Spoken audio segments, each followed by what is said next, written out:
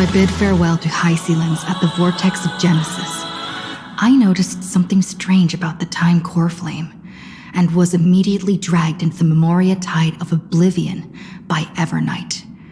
She was once the hidden power that March manifested by sacrificing all of her memories. Yet now, she harbors other secret intentions in her heart. Meanwhile, Dan Heng warped back to the Express via spirit warp jump, only to discover a memo snatcher invasion. Everyone then realized that the Remembrance's forces had already permeated Amphorius and blocked outside intervention. To establish contact with me, Dan Heng was determined to return to Amphorius immediately. After waking up in the false Trailblaze, I managed to escape with help from Cyrene and Sunday. Unfortunately, Evernight held absolute control, causing me to fall into the Memoria tide once again. However, Black Swan took this opportunity to quietly approach Evernight.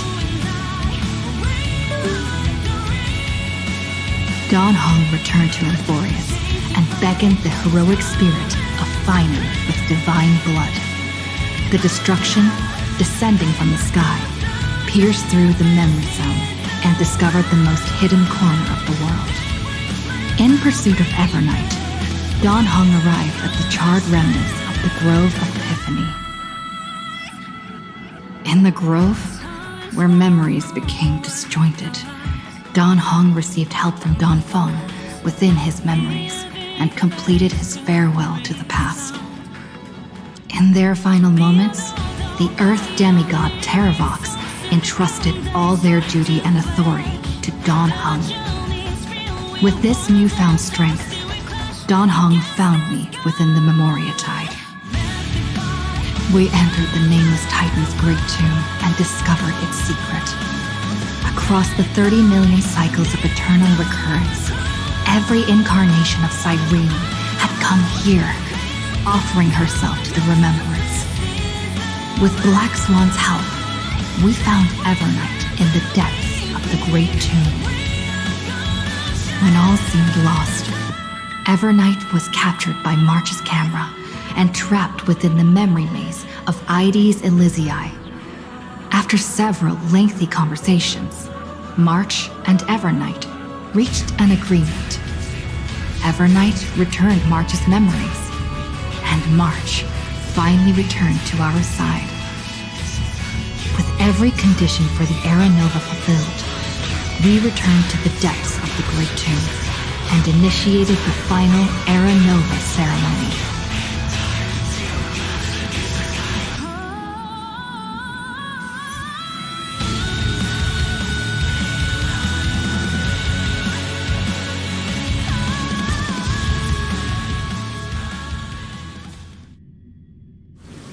It's still early. Where to now?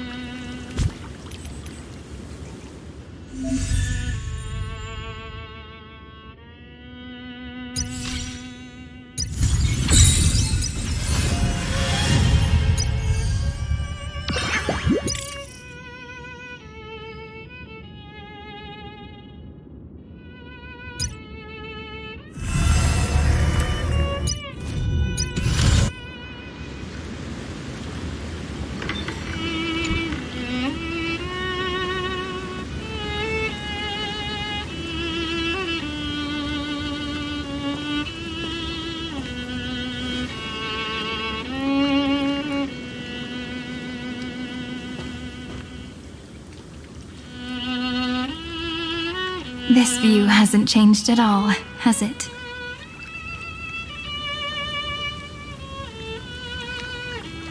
The hometown in your memories never changes, but when you return to your senses, you realize that fate has already stolen the time away.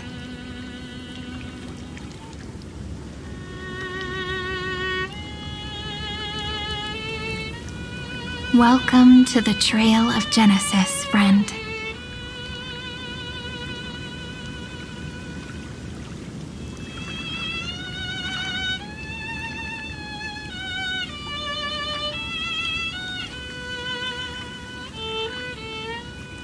Me too. 30 million departures. 30 million farewells.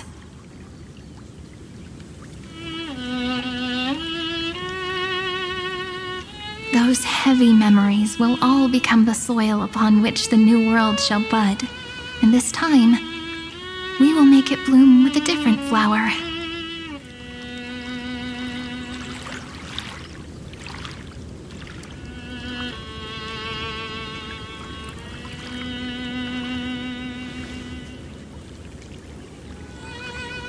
Before you arrived, I kept wondering, beyond the veil of Ide Silicii, what kind of Amphorius is being born?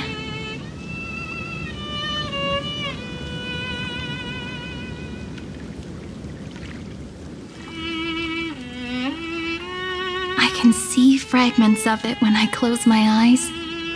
The friends who walked alongside us have all moved on toward their respective destinies.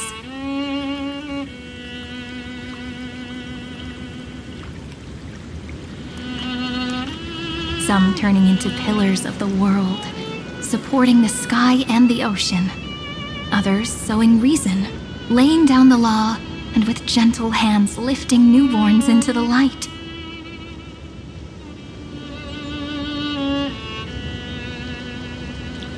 Death and strife are no longer feared by people, and trickery has become the innocent games of children.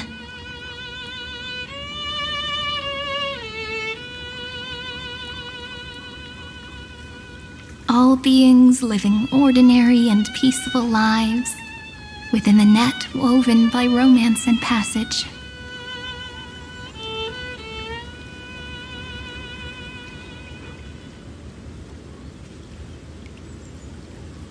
There's no black tide, no flame chase, and no destruction. The world on the other side of the sea is one bathed in sunlight.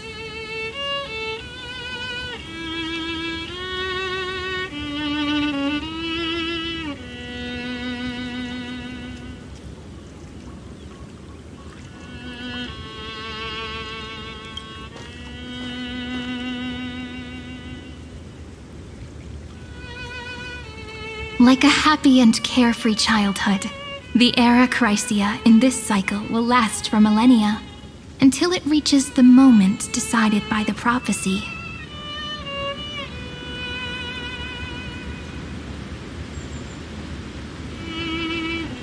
Light calendar 4931, month of freedom, the moment belonging to world-bearing.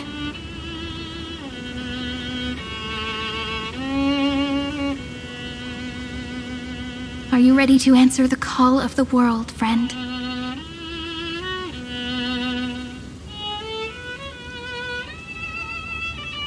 Then go, and pen the Throne of Worlds' first stroke, for this world, made from countless wishes.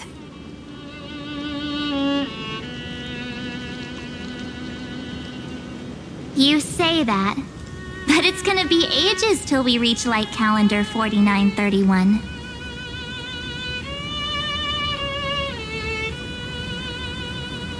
I can make use of the crevices of time, but surely you and Don Hung won't have to wait around for a few thousand years, right?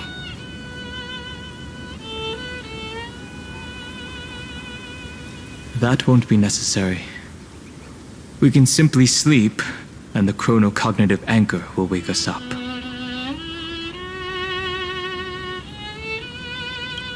That's right.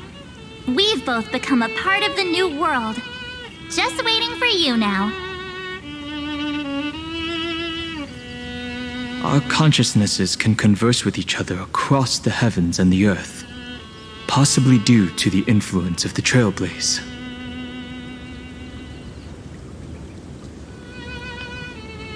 I am now connected with this earth, and I can feel the breath of every mountain range.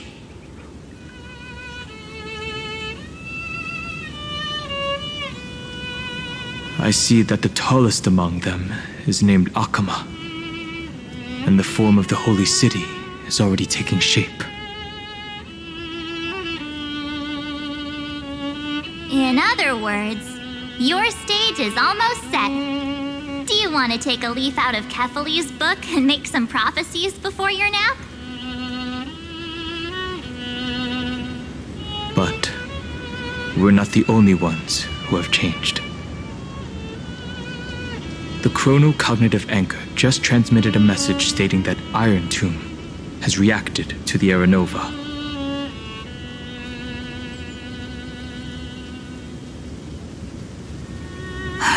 The moment when our friend bore the weight of 30 million cycles of memories.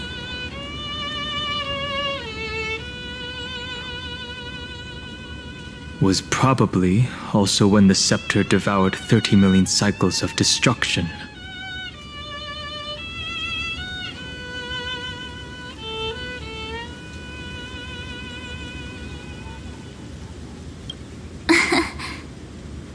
You know, you don't have to shoulder this world all on your own.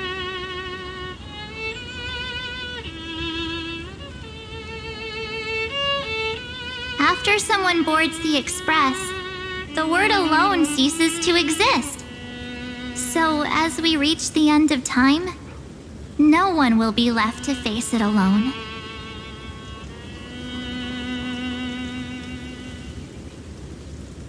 Dan Heng and I came here to specifically tell you that.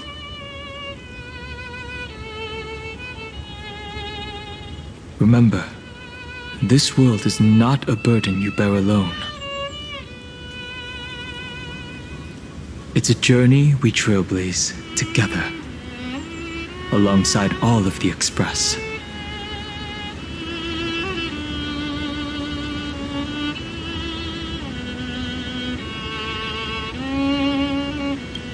There'll be plenty of time for you to show off in the future.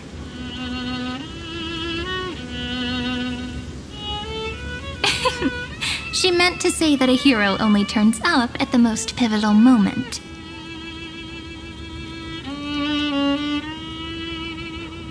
All right. It's time for Dan Heng and me to go have a super long nap. Look after this world for us. The road ahead is long, but we'll be waiting for you at the end.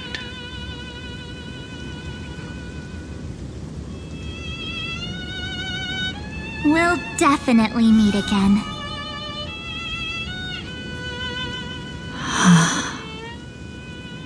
Let's take one more look at the other side of the sea before we set off.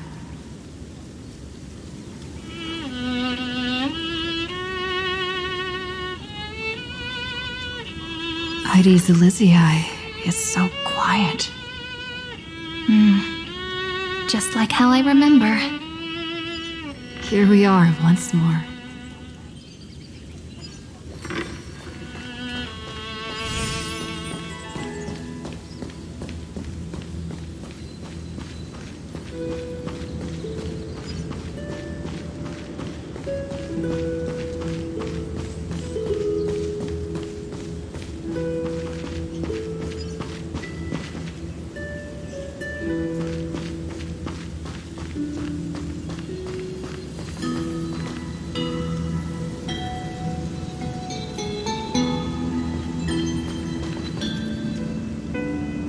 The scent of the black tide is now completely calm.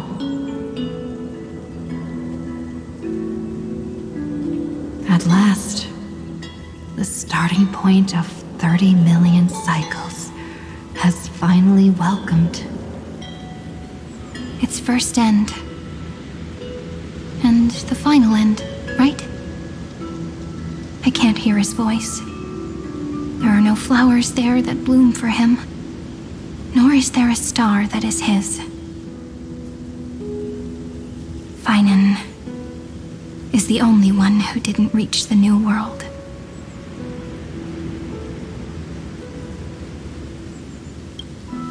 Look, the golden light that shone upon the grove still meanders between heaven and earth, like the prophecies of Amphorius.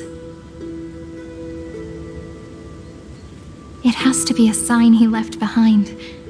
It points towards the destruction and the deepest night. Do you still remember what I asked you at this exact spot the last time we set off?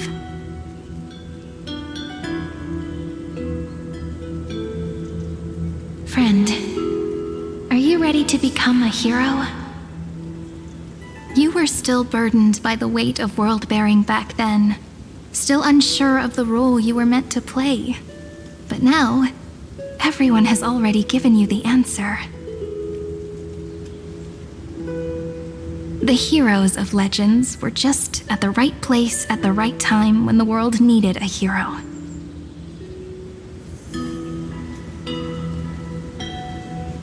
Just like how your arrival kickstarted Amphorius' fate once more. A person's personality is their destiny.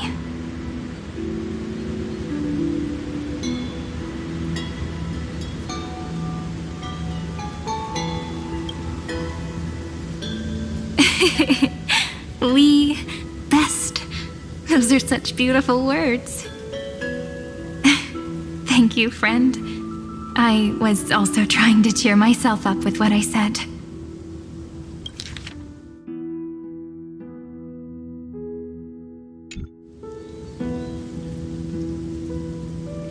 After all, before we truly compose the end of this story, I must also pluck up the courage to head off with you.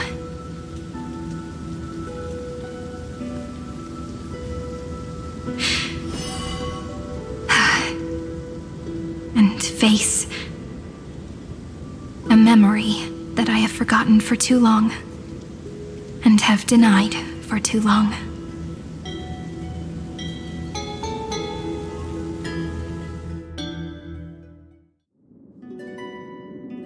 It's so dark. What is this place? The great tomb of the nameless Titan, the deepest recesses of memory. Also, the place where Cyrene was born.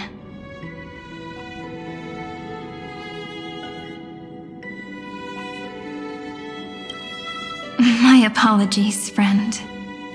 The more memories I got back along the way, the more I felt that something wasn't right. There's a sort of anxiety I can't get rid of. It's like when I was back in ID Silicii, when the reflections in the water always made me wonder, which is the real me? The one reflected in the water, or the one standing on the shore? But I finally get it now. Look, friend. The words on that wall are the answer.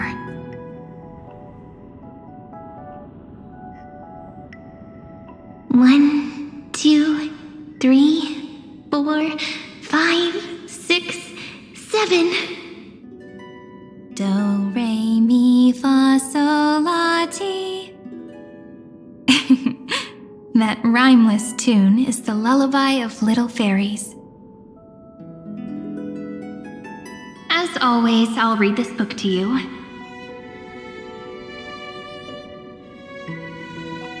That way it won't just be Cyrene's memories alone.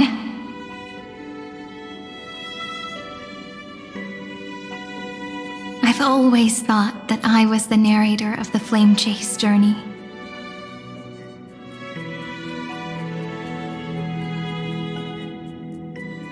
But as it turns out, the narrator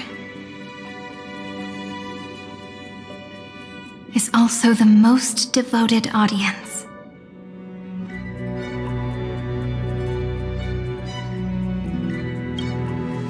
Thank you, friend. Every single Cyrene. That sounds so kind. At the moment of Era Nova, I was enveloped by the texture of memories. Within the glistening crystal, I saw countless Cyrenes. As well as countless versions of me. This is the final puzzle piece of the memories.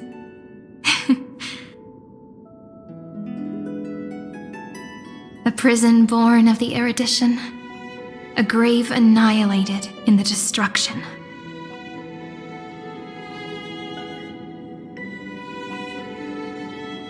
That unknown solitary god. The 13th Titan who should not exist.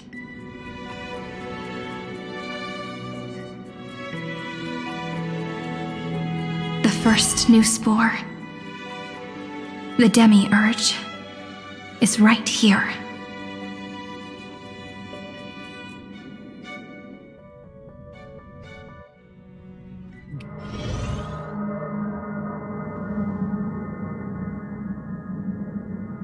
The interrogation records have been submitted to the Marshal. According to the Ten Lords' decree, Jing Liu and Luocha shall continue to be detained in the Shuling.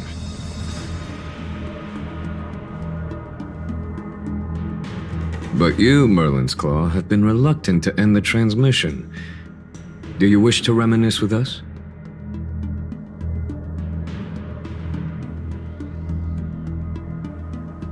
Or is there something else on your mind that you're just desperate to get out? You're quite calm, Jingyuan. The Alliance only authorized the Law Fu to be deployed for this Iron Tomb operation.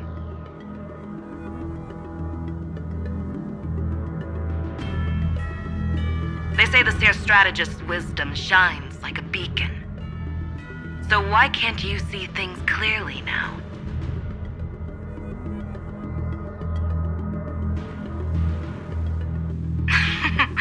Look who's talking. I didn't vote against it, did I? But, with enemies all around us, even a child knows the Marshal needs to keep a few Xianzhou ships in reserve, just in case. Whoever volunteers first is the Marshal's pick. If you have to ask, I'd say this outcome plays right into Jing Yuan's hands.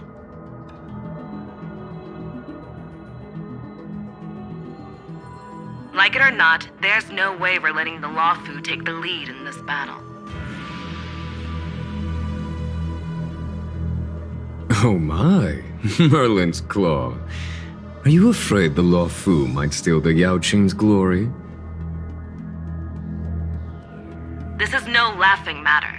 Between the Stellaron crisis and the War Dance ceremony, though the chaos has settled, rumors and speculation are only growing by the day. With Elder Huaiyan around, those with ulterior motives won't be able to stir up any trouble. But once the Law Fu gets their hands on the golden blood, it'll be a whole different story.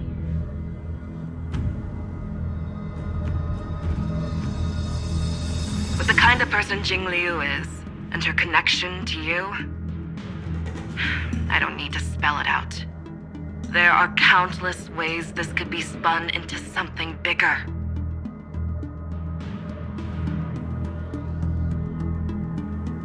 You're overthinking it, General Fei Shao.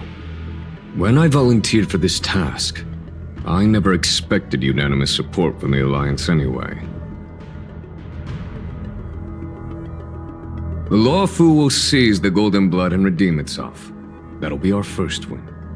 Then we'll leverage this Golden Blood in the negotiations. Our second win.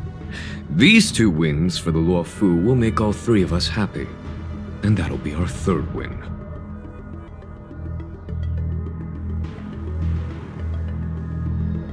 Look, if this were a Skyfaring Commission deal, we'd be rolling in money, wouldn't we?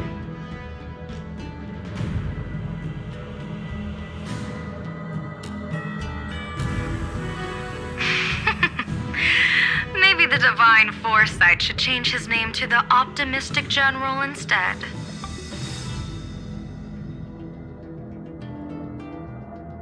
With the Decalite reflection barrier, the Yuchue must understand even more than the Luofu how significant this battle is.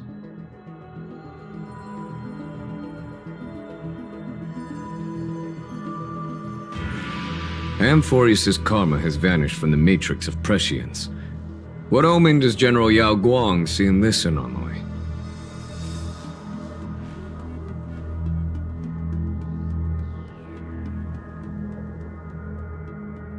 In divination studies, we call this an empty fortune.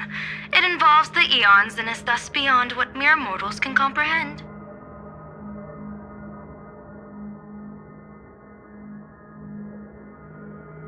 Your explanation isn't any clearer than Lady Fu's.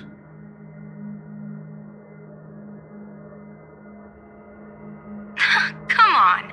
How hard is it to understand the word uncertainty?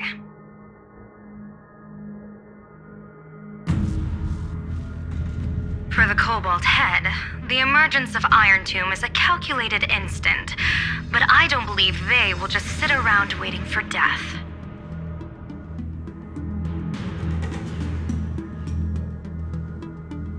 And for the powers of the cosmos, this is their chance at survival, and the key to turning the tide of interstellar affairs.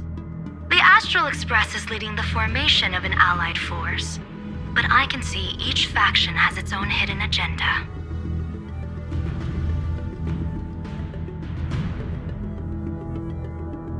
There are even divisions within the Alliance, so it's not that hard to imagine how the other factions will react.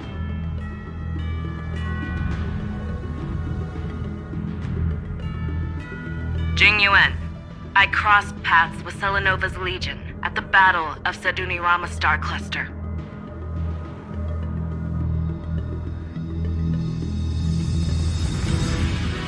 Be extremely careful.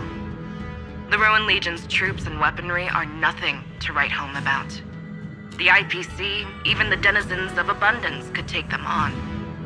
However, while Void Rangers are just expendable pawns of the destruction, the real wild cards are...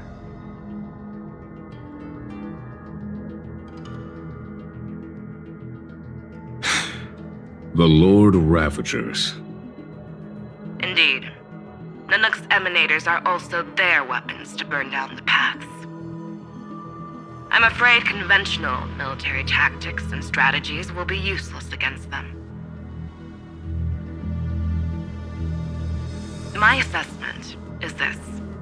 To completely take down a Ravager, we must disregard casualties and spare no cost.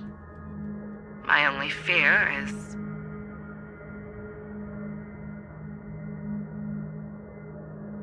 one wrong move, and the Luofu will fall into Fintilia's trap again, inching ever closer to destruction. Doubt is exactly the demon she wants to plant in our hearts.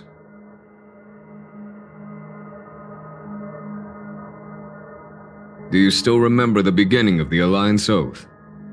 To save future generations from war and bloody dispute.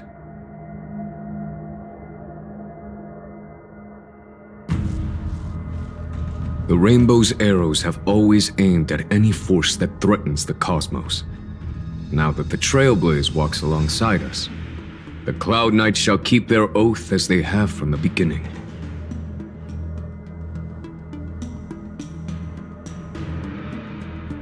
I just hope those on the front line will remain safe.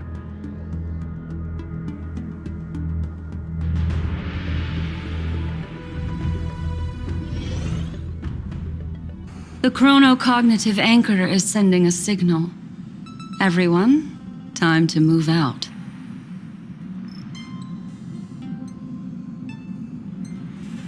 Did she and the others make it?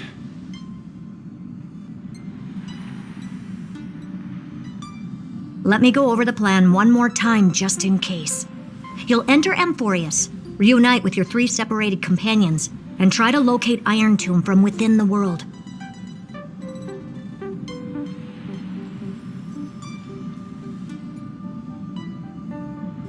Who are you taking with you? The fate of the universe hangs in the balance. We can't afford any slip-ups.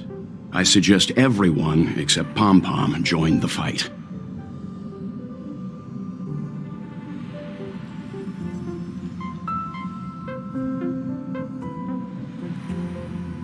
We do need to be prepared for all possible contingencies. I have no objection to this.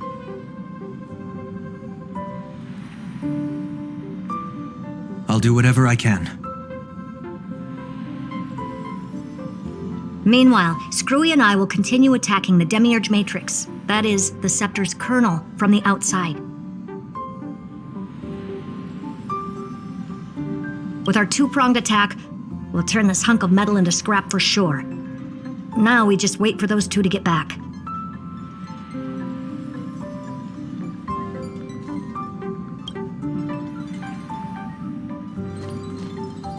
Oh, and just like that, they're here. Sorry to keep you waiting.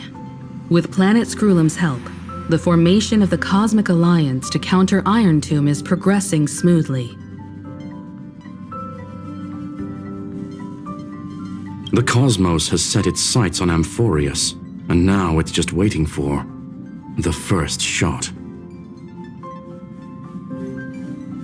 Well then, let's not waste any more time, Fourth Mirror. It's my time to shine! Finally off the bench!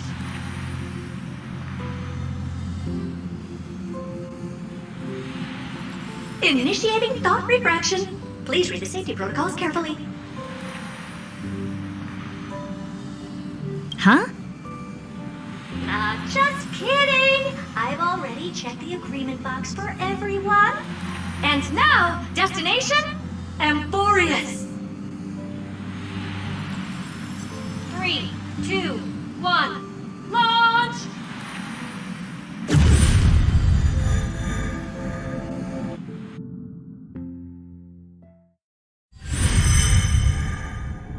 The flow of Memoria is so heavy here. Unlike Panagoni's dreamscape, this place has built up a true epic measured in millennia.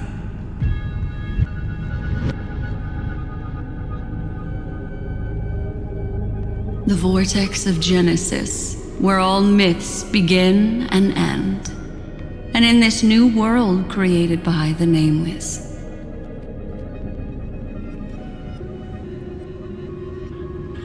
The infinite cycles have been broken.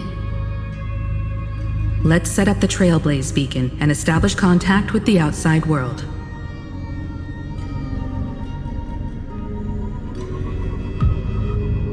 I'll leave it to you then. It'd be better for me to not show myself in front of the Garden of Recollection.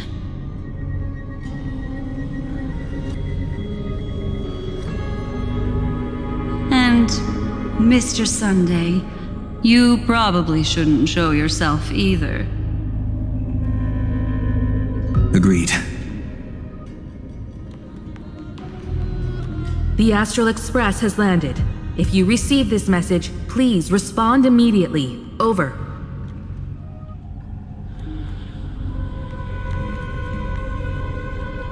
This is the Angel Alliance. Communications normal. Interastral Peace Corporation. Communications normal. No response from the Galaxy Rangers. Not surprising. But I didn't expect the family to also stay silent at such a critical moment.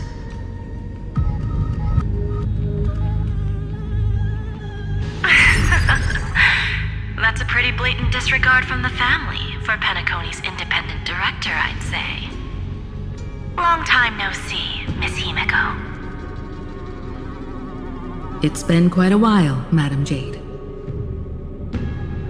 The significance of this battle rivals that of the campaign against Zulo. Only through victory can we disperse the shadow of Iron Tomb that looms over countless worlds.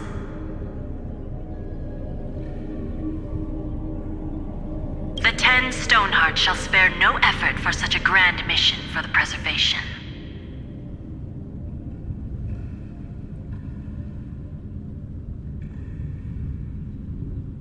Madam Jade led the Intelligentsia Guild in conducting specialized research on Iron Tomb's past activities.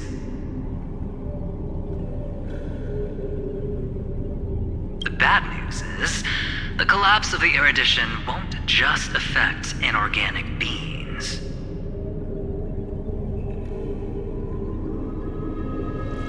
You mean Iron Tomb can infect organic life, too?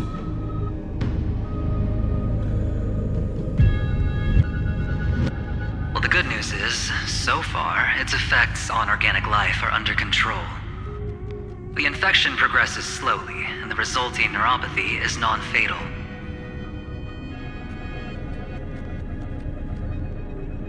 In any case, the IPC can guarantee targeted vaccine coverage within 48 system hours in all star zones within the medical system.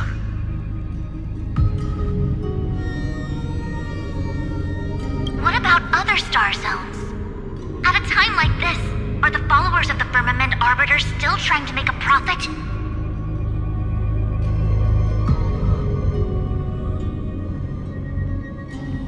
I remember you, Master Diviner. Your performance during the Third Denizens of Abundance War was quite impressive. Please rest assured, all worlds can purchase vaccines from the IPC with a humanitarian discount. That's the current policy at the very least. But if the Xianshou Alliance is willing to assist with the IPC's assets in Epsilon and other star systems, we'll have more cards to play when reiterating to the board the necessity of deep cooperation. It makes sense, since Interracial Peace Entertainment's headquarters is in Epsilon. But why are all the other worlds on the list? Places that the Elation has visited?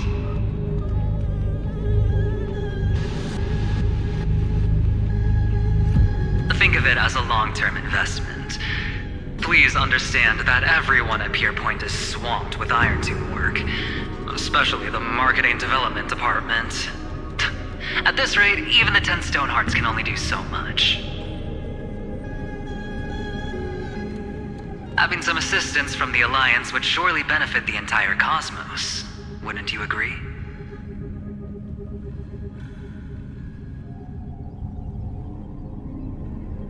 As an old Xianzhou saying goes, those who succeed should help all under heaven. Your proposal must be decided on by the 7 Arbiter Generals. I'm just here to relay the message.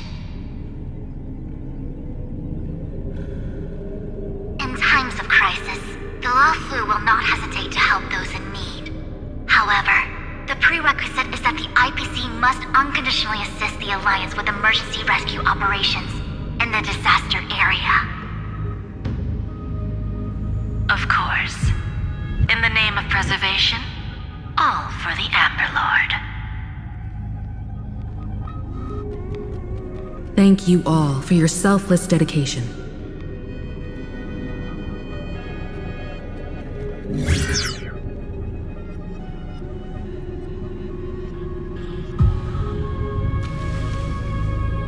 It's clear that each party still has qualms about everything. The clash between destruction and erudition isn't just about the fate of the cosmos. It's a moment for all factions to reshuffle their cards. You can never be too careful when battling a Lord Ravager. All are equal in matters of life and death.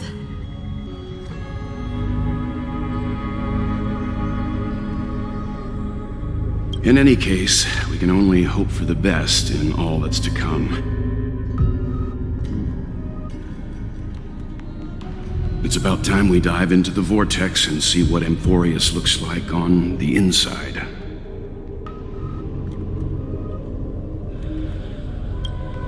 I wonder where she and the others are right now.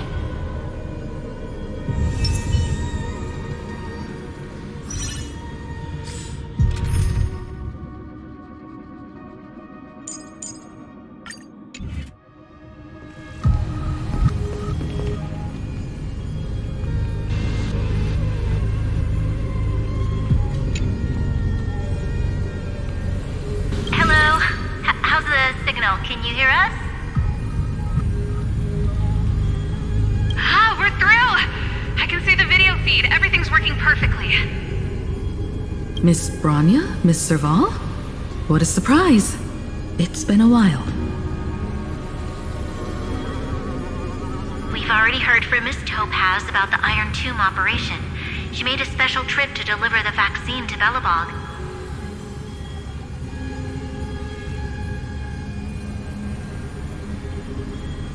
I can't believe the Express crew is at the eye of that storm. Is everything going smoothly?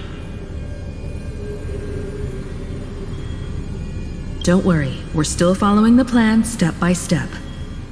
How's the situation in Belobog? Urillo 6 is located on the outskirts of the preservation barricade. While it won't bear the brunt of the first wave, there's still a risk from the aftershocks. That kid Japard and Pela are busy organizing the Silvermane Guards, having them consolidate their lines and dig trenches. Zila and Lynx just got back from the Geomarrow vein production chain. Hey, do you want to say something to them?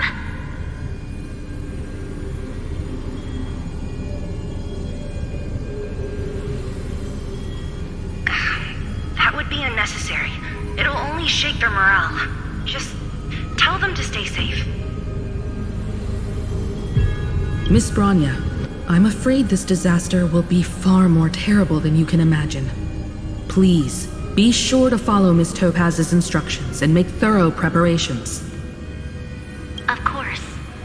We have resealed most of the engine of creation beneath the ice to prevent the will of the preservation from becoming an accomplice to the destruction.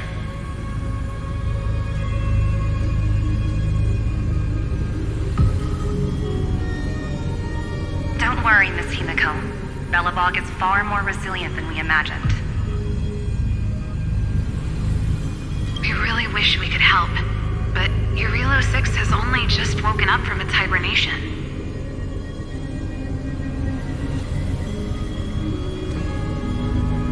The Astral Express, standing at the forefront of disaster, is the hope for many ordinary civilizations across the universe. In the face of a massive catastrophe like this one, relatively smaller civilizations have never had many options.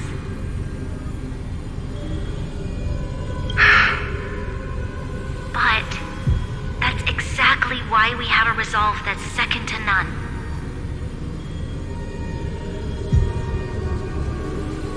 If anything goes wrong, Miss Topaz, I hope you can help out and rescue the affected citizens. No problem. Also, didn't the Xianzhou sign a friendship agreement with Urillo 6 earlier? They won't stand by idly either. I appreciate your kindness, everyone. But Urillo 6 is our home. We will defend it to our last breath until the last Belobogian falls.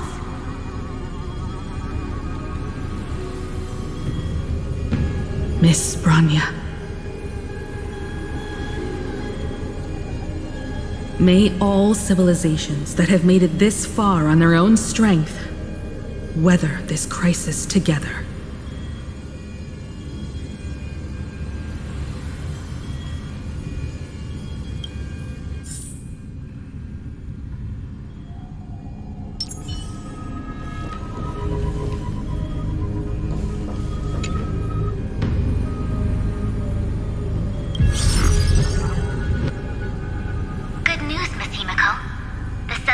Generals have reconsidered the current situation, and I'm here to relay their message. Officially, the Alliance's combat forces will still be limited to the Luofu, but the Yaoqing has also been deployed in the surrounding war zone as a contingency. Words cannot express our gratitude. Getting the Hunt to agree on sending troops must have taken quite some effort from General Jing Yuan.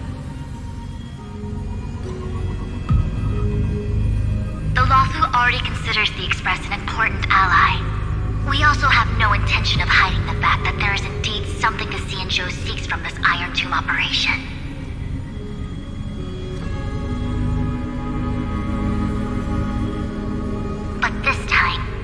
Marshal herself decided to send out troops. With a formidable enemy before us, the Alliance has no reason to back down, nor will we be content to take a back seat.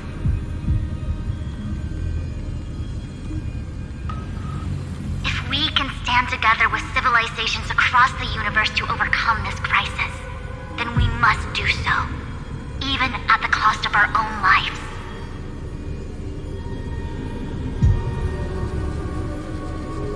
The Alliance truly embodies the principle of righteousness. It's fortunate that the cosmos has great heroes like you.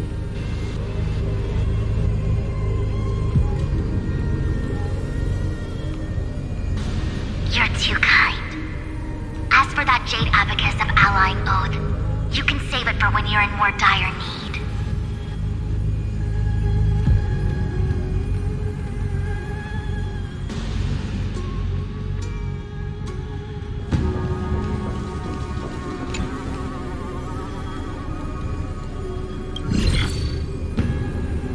I regret to inform you, Miss Himiko, that even the Strategic Investment Department is constrained when it comes to the Iron Tomb issue. And it would be difficult to meet the expectations of the Astral Express.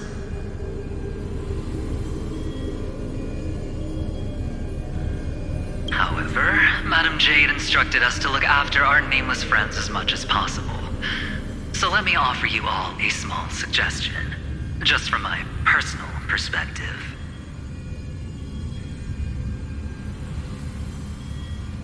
Other departments at the IPC might also take this opportunity to extend an olive branch to you.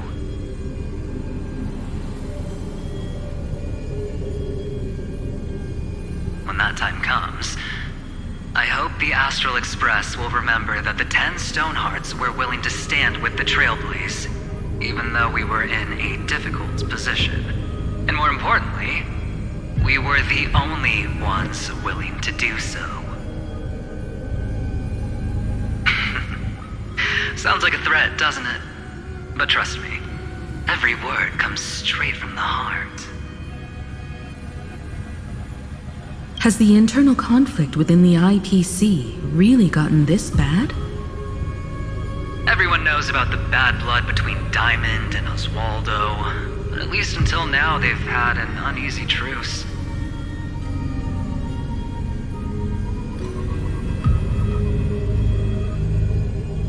Until the Lord Ravager Archforger caught the board's attention. I'll leave it at that, as it's confidential information. Hope you can understand. I understand. Our immediate priority is to address the Iron Tomb crisis. Let's hope for success from the start. This might help ease everyone's pressing concerns.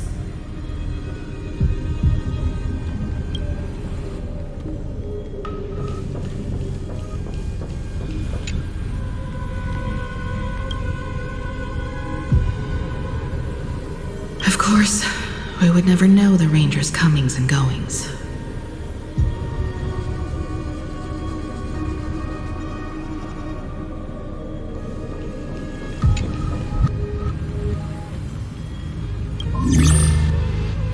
Miss Himiko, is that you?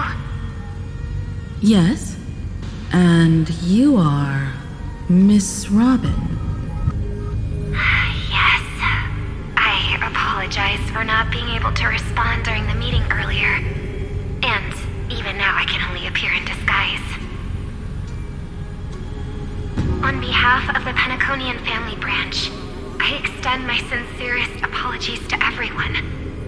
We tried to request aid from the family, but we essentially received no response. I've heard about the internal conflicts within the family. Miss Robin, there's no need to apologize. Every bit of strength is precious at this moment.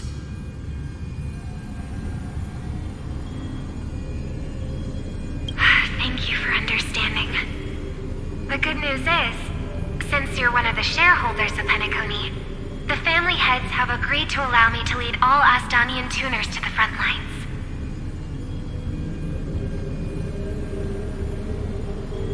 My charitable foundation will also do as much as possible to provide support in this battle. They'll ensure that proper arrangements are provided for those wounded on the front lines, and for residents in affected areas.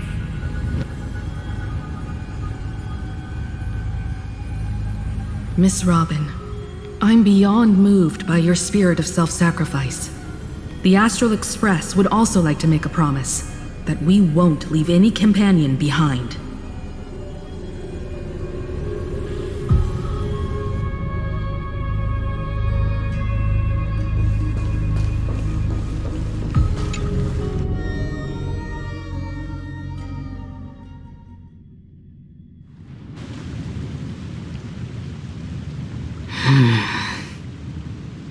Why is there no one here?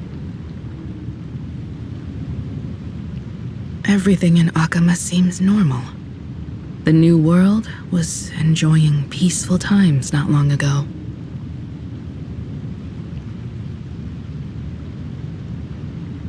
It seems it was even more recent than not long ago, Miss Himiko. The fruit on the table is freshly cut, and the bath temperature is just right. The remembrance tells me this place was bustling with people just moments ago. It's as if everyone vanished in an instant.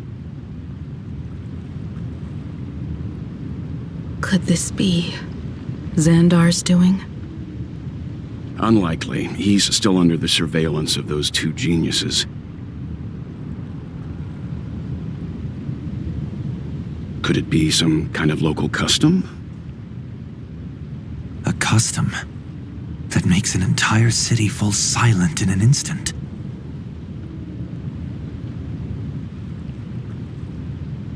Pardon my frankness, Mr. Yang, but this reminds me of some unsettling rumors about the Harmony. Complete silence.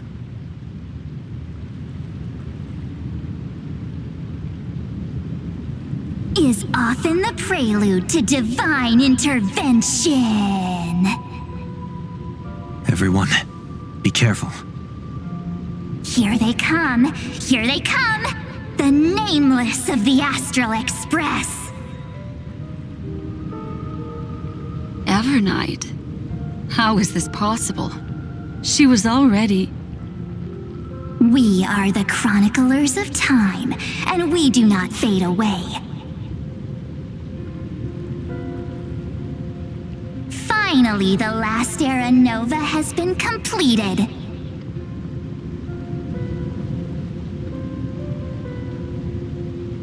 What did you do to the residents of the Holy City and the three Nameless?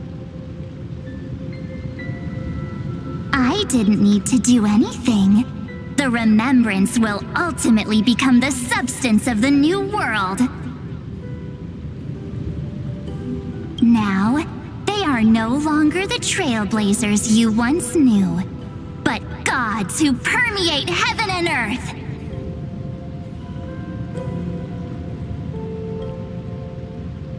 The 12 Titans who guard Amphorius.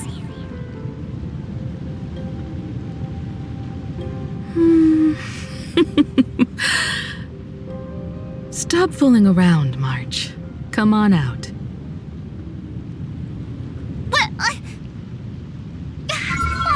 I practiced so long for this.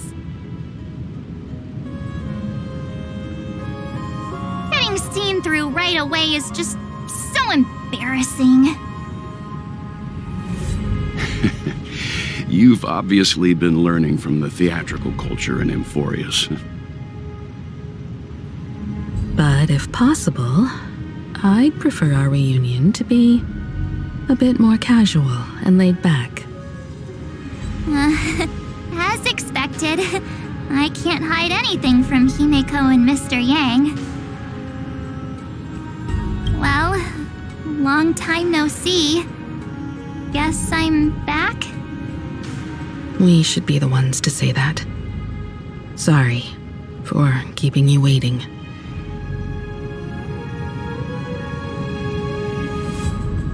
So, these jellyfish are the Titan's power? They're just tiny manifestations of the Veil of Evernight. used for scouting and communication. If I went all out, I could summon way more of them. Thanks to her, we all turned into titans in the New World. Sure, we can take on humanoid forms, but it feels off.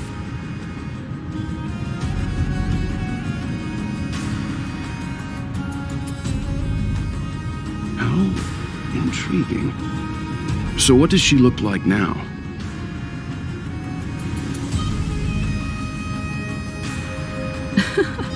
It can't be a raccoon with a baseball bat, I suppose. Please don't add weird stuff to Amphorius's lore. Just go see it with your own eyes. Follow the prophecy's guidance and come to Dawncloud. She looks way more majestic now than she used to.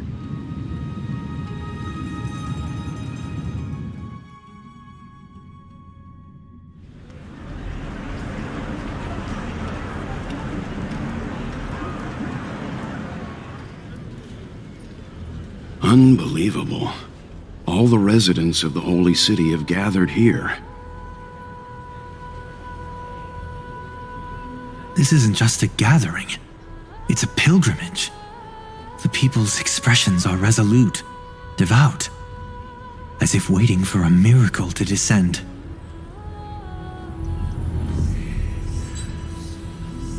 That colossal deity is her. She has become the pillar of the world. Surprisingly authentic. Being this serious is quite unlike her usual style. Those people didn't disappear. Instead, they've answered the call of the prophecy and come to witness her awakening.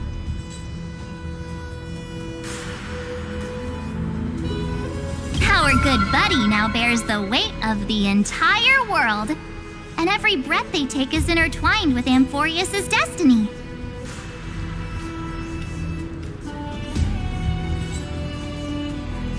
Awakening? Has she fallen into slumber? Yeah. After all, with such a huge time dilation between inside and outside the scepter, this was the only way we could wait for everyone. Time watches over yesterday. Earth guards today. And when the Trailblaze steps into Amphorius once more, the slumbering deliverer shall awaken. And then, bring the prophecy of tomorrow to this world. Come on, everyone. Let's get closer to her.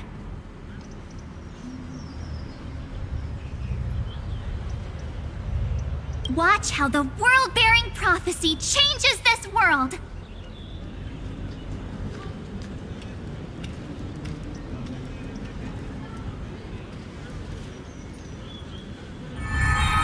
Well, it seems the kids are already miles ahead of us at this stop.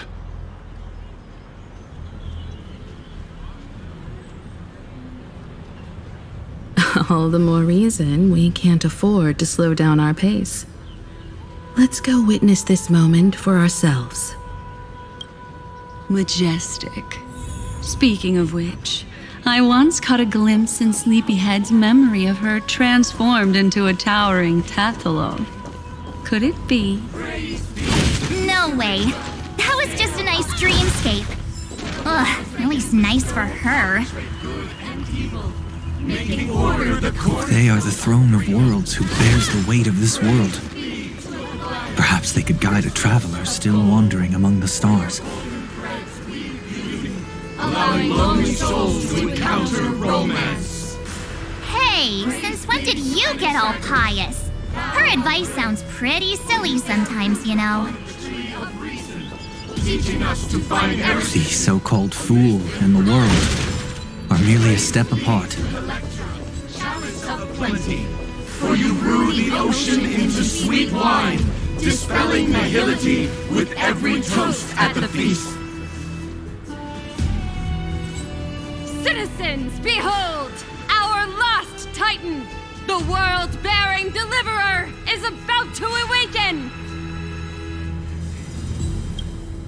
Oh, ancient god! Your loyal subjects, bewildered followers, and fearless comrades in arms have all knelt before your throne.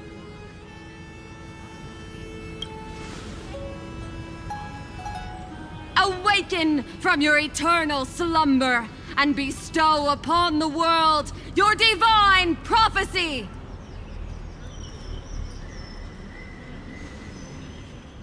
Please guide us! Show us how to embrace this beloved world as we welcome that distant dawn!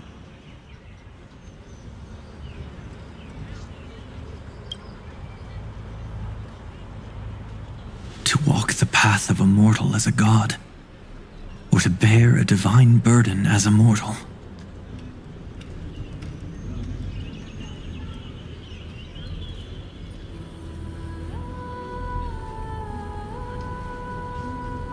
She will give us the answer.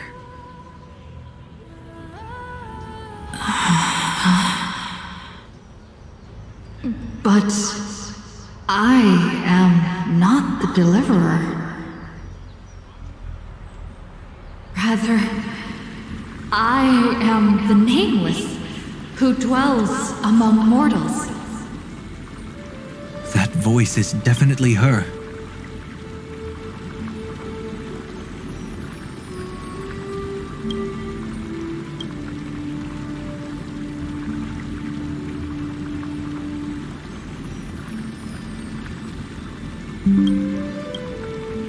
I heard your prayers. The core flames flickered and dimmed, and the age of the gods at its end.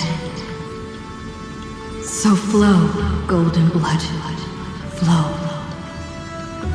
I'll bestow it upon you, returning it to the true masters of this world.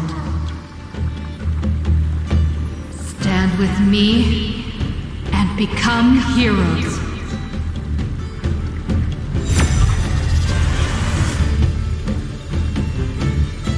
Is this? Yes, it's the miracle she brought to Amphorius.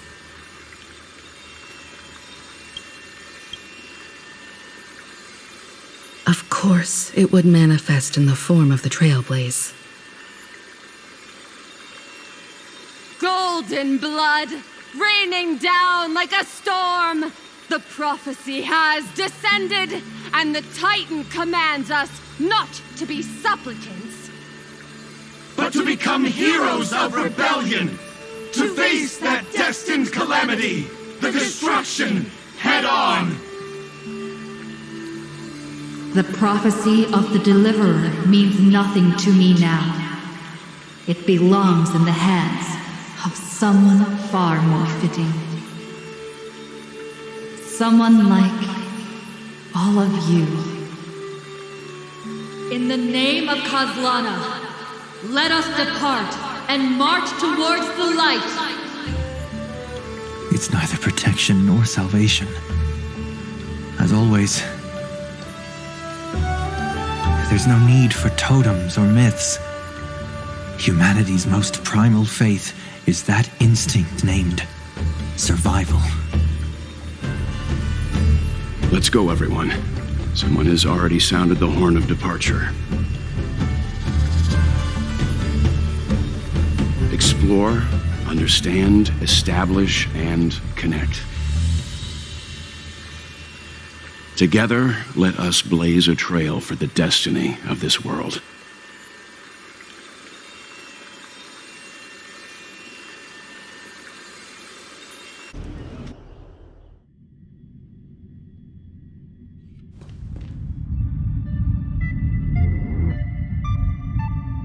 Is it just me, or does this demiurge matrix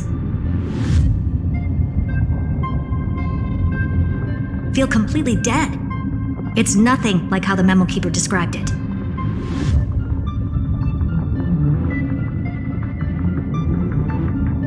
The environmental readings are all wrong. Conclusion: this must be what the kernel actually looks like in the real world. What did Xandar do to the scepter?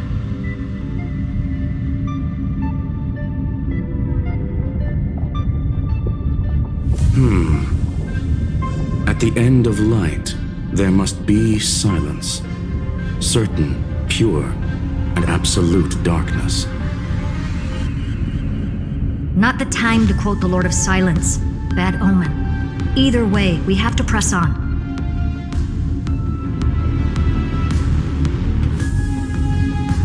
Until we uncover the truth behind the 13th Titan. The buried past is the key to stopping Iron Tomb. That is, if it even exists. Xandar says the Demiurge never existed. Who actually buys that? You can erase the records, but not the truth.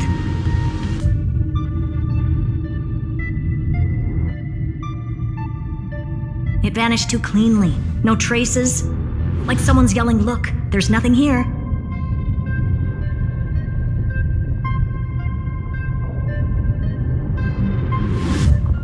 Too bad I'm the type who can't resist digging deeper. Looks like I'll be counting on you again, Screwy. Let's tear the system inside out.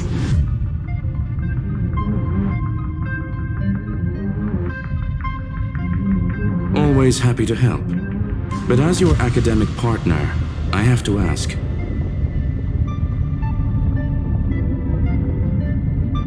Herta, what if we fail? Let's say the Demiurge really doesn't exist. Do you have a backup plan?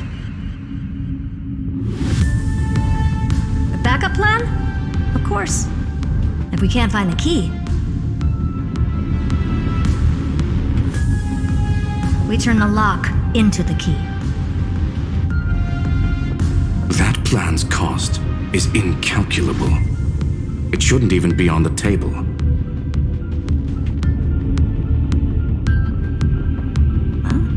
Then let's hope we never have to use it. There's no point worrying about the end just yet. One step at a time. Let's go. We don't want to leave the others waiting.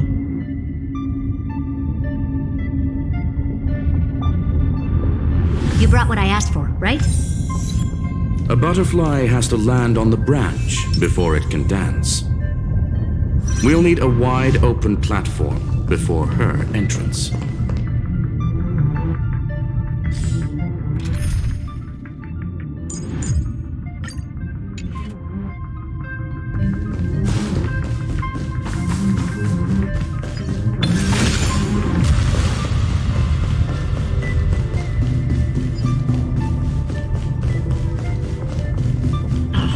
Just use that thing over there, Zag.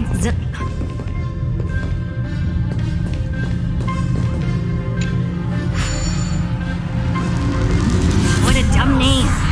I hereby rename it Herta's Big Hand.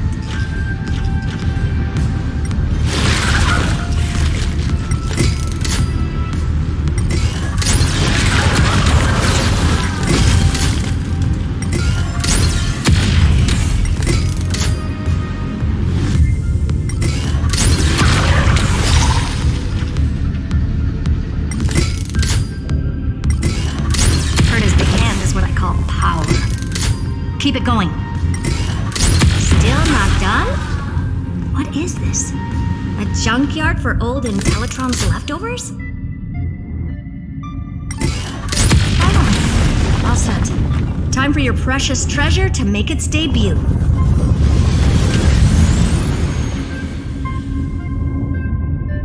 Target initialized. With these wings, hacking should be much more efficient.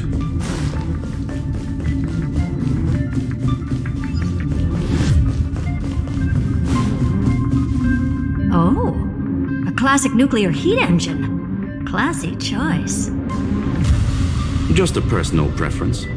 Her name's Mistletoe.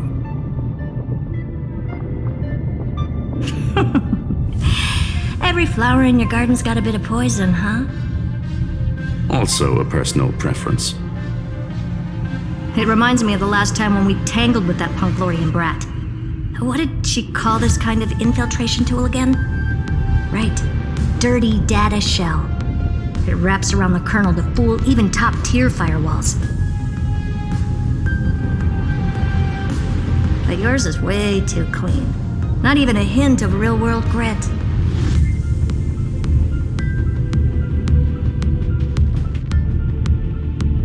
Herta, your tone is unusually emotional.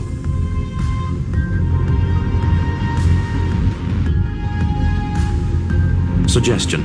Let's get back to the topic at hand. I thought we were done with that conversation. Unfortunately, current conditions won't let me ignore any variables. Especially the most important one. Your will. Iron Tomb never stops. It is evolving faster than any of our worst projections.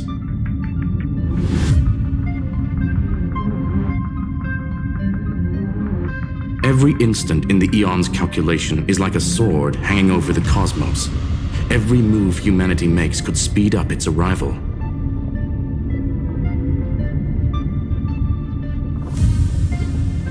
Which is exactly why we can't mess this up.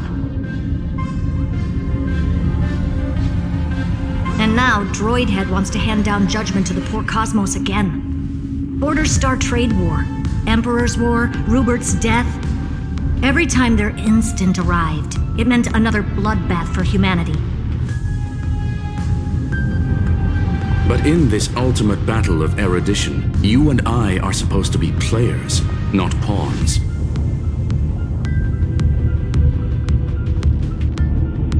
If you choose to burn yourself out as a resource, then everything we've worked for means nothing.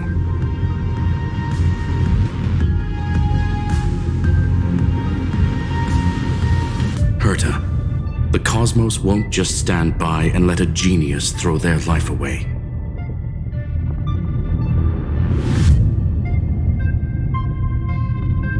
And neither will I.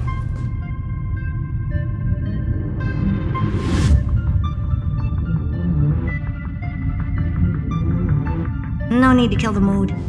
This is why we're here, isn't it? We need to find the Demiurge and that lost key.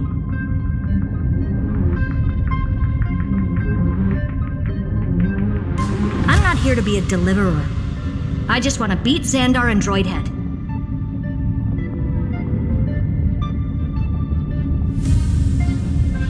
Right now, I just need to know.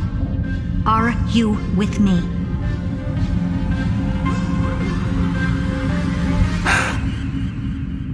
Of course. Time to board. After you.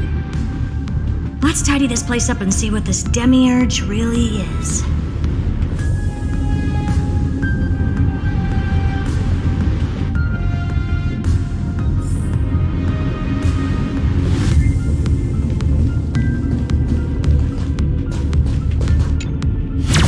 Let's hope this Matrix is better organized than the Emperor's junkyard of a birthplace.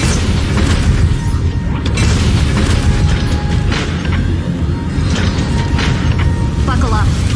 We're hacking in. This is... Herta, this whole space has been completely tainted by some kind of energy. I see it too. We're thinking the same thing.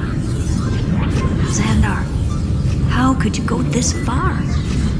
Turning your own graveyard into this. What's that up ahead? Katorzane algebraic expressions. It's built for isolation, not defense.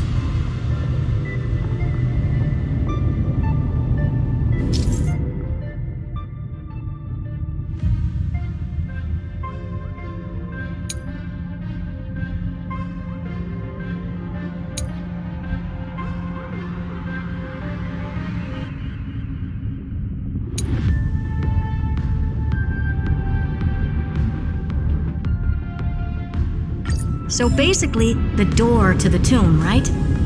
Great. Let's find the handle. I'm picking up multiple independent signals with the same data structure as the barrier. Projection. We can hack the terminal, reverse the computation, and turn it into an attack. Classic move. Use their own systems against them. Take us to the nearest one.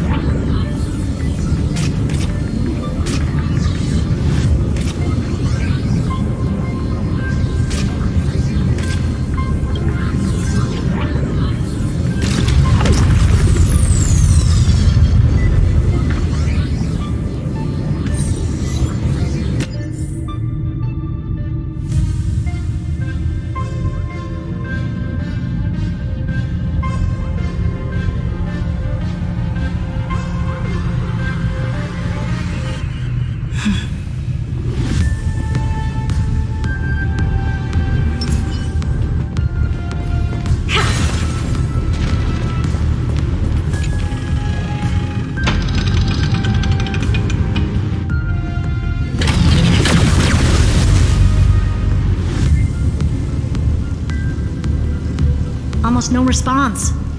Just as I feared. Not promising. The output is barely a third of what we need. Logic says we'll need multiple terminals to coordinate the strike. Locking onto the next one now.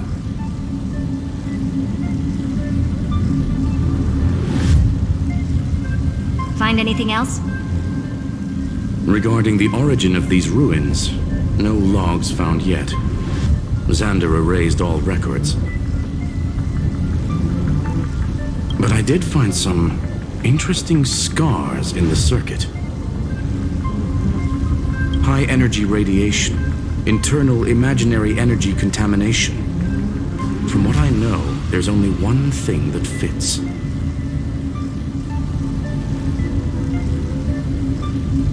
Skip the science talk, Screwy. That thing only goes by one name. Stellaron. Exactly. Xander blew one up just to clean the entire scepter system.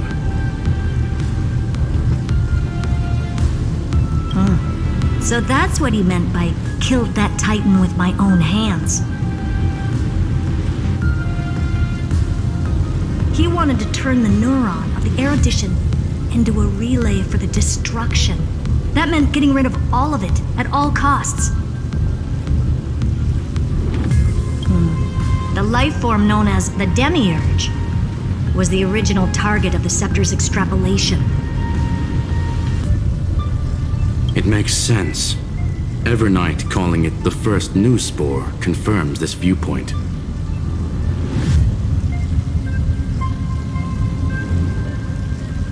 The prime mover of life. That's what Scepter Delta ME-13 was originally tasked with. Even after it got scrapped, the query kept running. Yet the true value lies in the process of solving it, not the answer itself. Then, does this mean finding the Demiurge is hopeless? No, I'd say exactly the opposite. It means Xandar had no control. He couldn't contain the Demiurge just like he couldn't handle Droidhead. So he tried to erase every trace.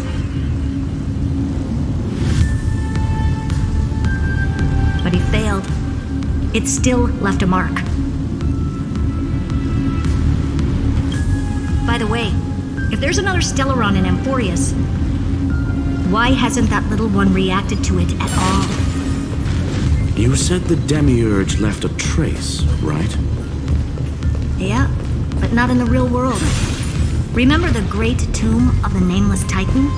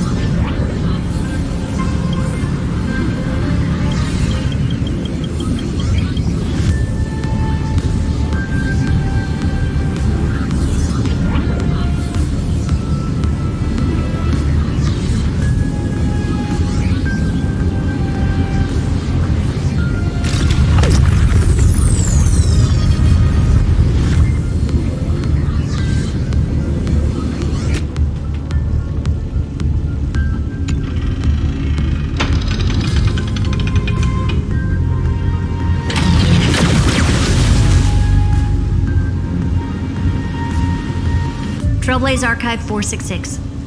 The data from Affiliate 093 clearly indicates that the Demiurge did in fact enter Amphorius's extrapolation.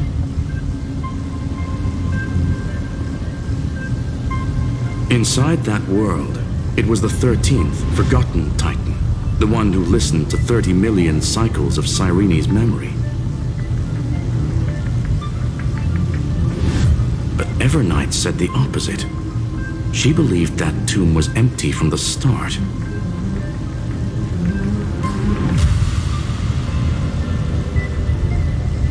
The nameless Titan never existed.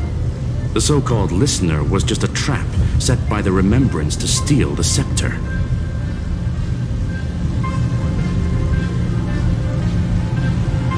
A mimetic entity full of theatrics. How much of what she's saying is true? Would an Eon really speak in circles like this? I doubt it.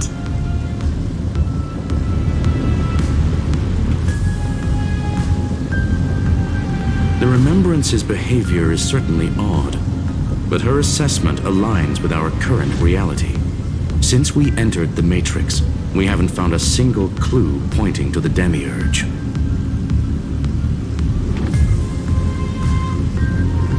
And that's the key, Screwy. Xandar's actions prove the Demiurge exists. But what Evernight said, and what we've actually seen, all point to the opposite.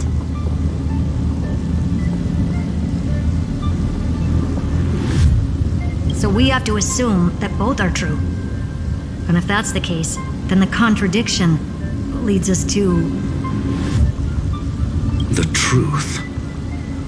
Exactly. One last terminal. One final key. Time to crack open the kernel. Xandar had to lie to the original Finan and Cyrene. Logic. He had already identified the Remembrance as a threat, yet found no viable way to eliminate it. All right, let's finish this. Time to break through that barrier.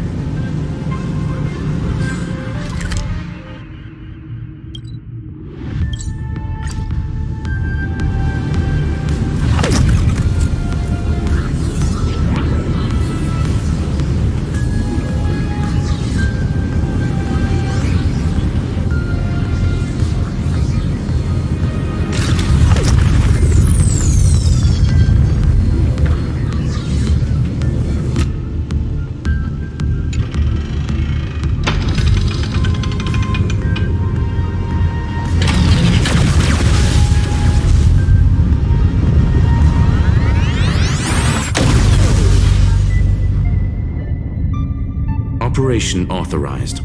Path energy readings. The erudition declining. The destruction surging. The remembrance 0. What's going on? Cause unknown. They left no discernible trace within the real Matrix. That shouldn't be possible. Could it be that the Era Nova exhausted all of the Remembrance's texture? Log it for now. The dots still aren't connecting.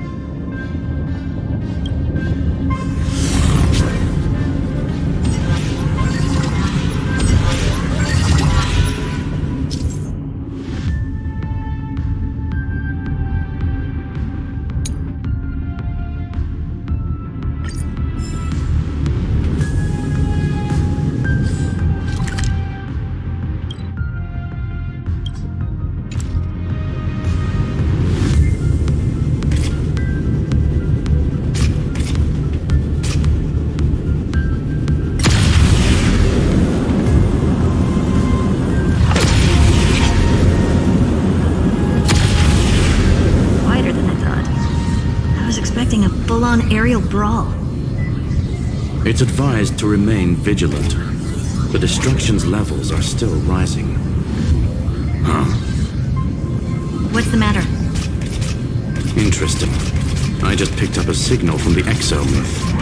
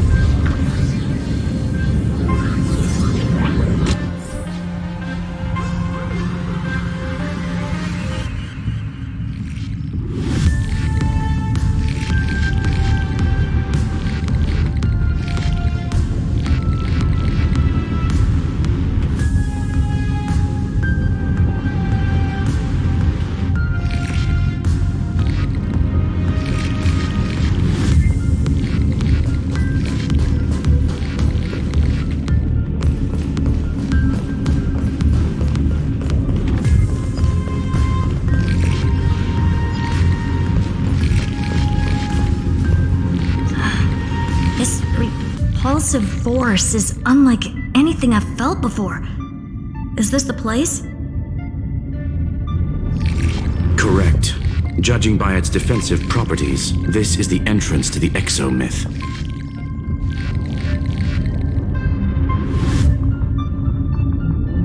I didn't expect that.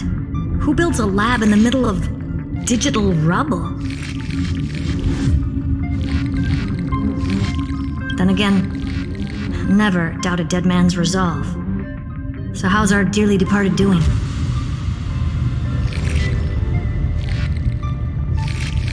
He severed part of his neural pathways to break free from Lord Anaxagoras' control.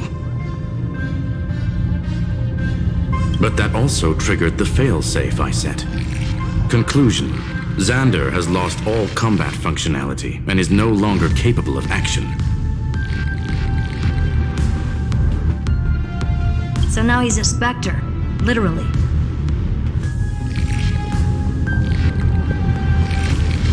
Screwy, can you open a path? Just to be sure, I want to see this for myself. Might as well drop in and say hi to the real him. Logic. Scanning his inspiration circuit might help us track down the demiurge. Exactly. His brain is the crime scene. There's no way it's spotless. But it could be a trap. That's why you're here. 2-on-1. We've never lost a matchup.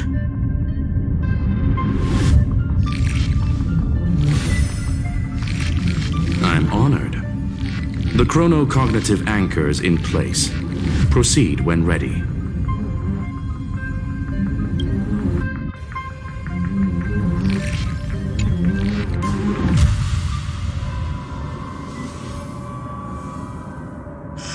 I knew it. The one thing I didn't want to happen. He's not here. The coordinates are accurate. Xander is still here. However, his position is shifting rapidly and chaotically. This pattern doesn't match any known shielding technology. It's his domain. Stay alert.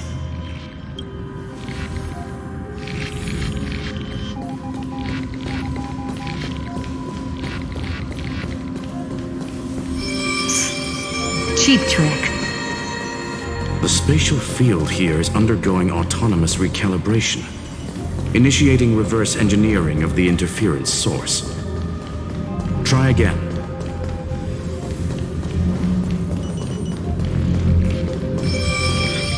We're back. Reverse engineering complete. The results are not what I expected. Logs show Lycurgus revoked administrator access.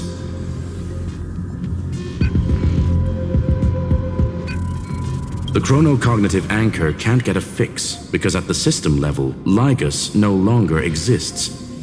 Our navigation target is a null set. So he's stopped resisting? Before vanishing, it seems he left one last message for us. To those who follow, all is proven. Find me beneath the tombstone. Melodramatic.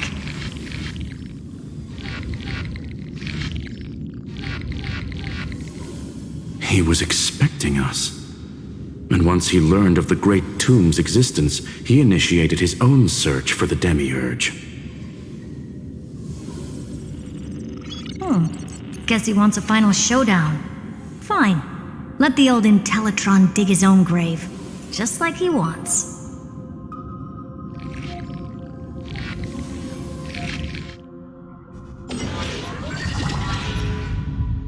To be in the purest light is to be in the purest dark.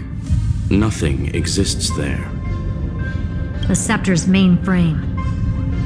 Or maybe we should now call it the Lord Ravager's placenta. Unfortunately, we still haven't found anything. Really? I don't think so. Not finding anything is our biggest find.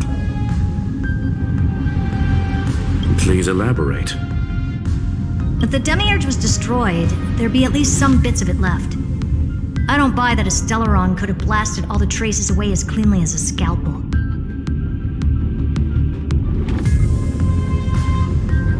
As I said before, its disappearance is too clean. If the garden hadn't stirred the pot, no one would even know about the Demiurge's existence. We're talking about the Scepter's original extrapolation goal. There's no way that nothing of it was left behind. Or we can look at it from another perspective. If you were Xandar, would you be this obsessed with a concept that poses no threat? Would you guard against it at every turn? There is the possibility that he's naturally meticulous and hates variables. That does track with the impression he gave about himself. But Xandar shut that theory down himself just now. Choosing to act, even if it'll cost him dearly. We know that feeling well. The unknown is right in front of us. So we only have one choice. Solve it. You sound pretty convinced. Surely you already have a theory. Care to share? Of course. Though I don't have hard proof, I'm almost certain that the Demiurge has been in everyone's plain sight all this time. Yet, they were mistaken for someone else. That'd make the most sense. Why was the room empty? Because the person locked in there had run away ages ago. But they were weak and small and had no presence whatsoever. Even the old Intellitron didn't notice them. Which also means there's a high chance that their powers are minuscule and cannot alter the outcome of the battle at all. Well, at least Xandar is scared of them. Come on, it's time to confront him. Let's go to the tombstone he talked about.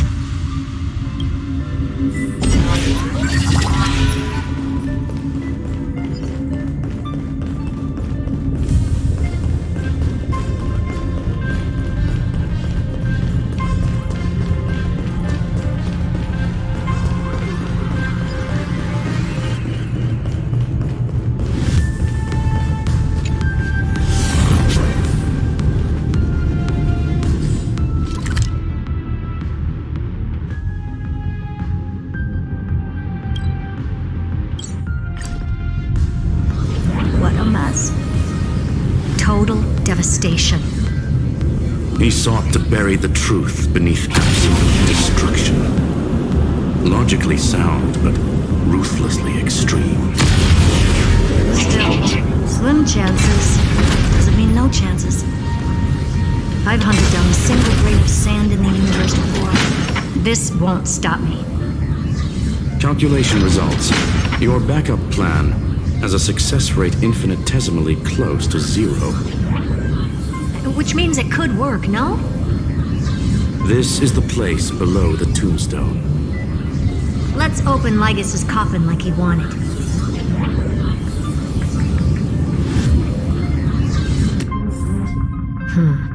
Looks like you were right.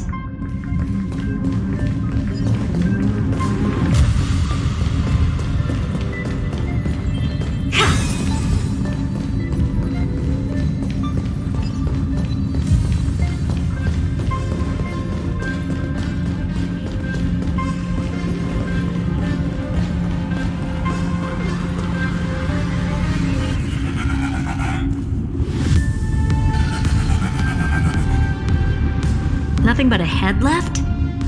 Well, who'd have thought you'd look this bad in real life?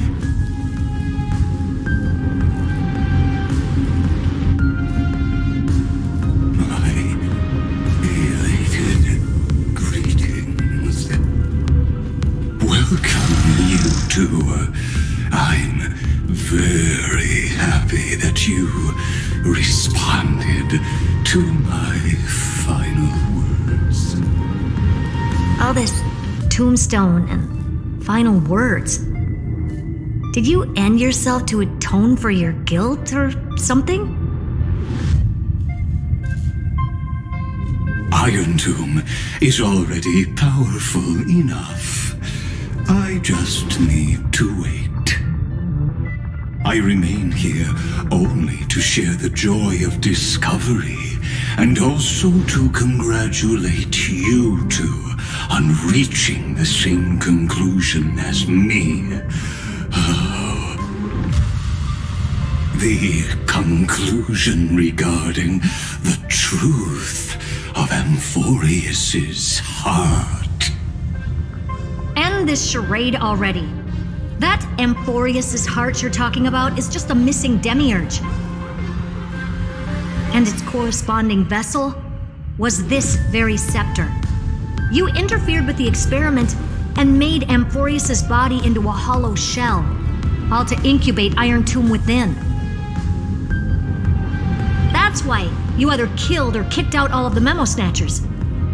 You wanted to eliminate any chance of a consciousness coming into being, no matter the cost. Even the strongest wall can fall to a single crack. The memory of betrayal has been etched into my heart, and I will never show mercy. Now, the perfect vessel has already fused with Amphorius's body. Unfortunately for you, the answer is all but revealed regarding who the Demiurge is.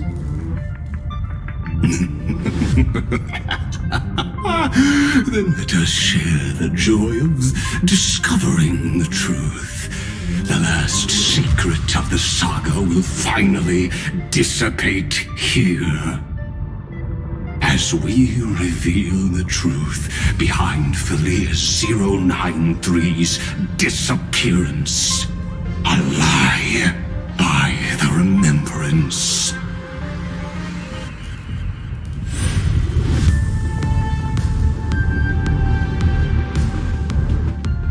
But where should I start with the story about me?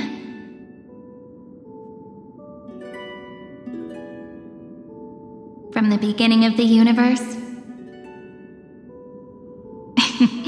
Just kidding. That would be too much. I just want to tell a teeny story.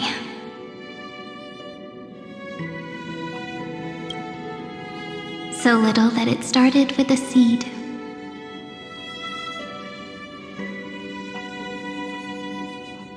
I know you're listening, my good friend.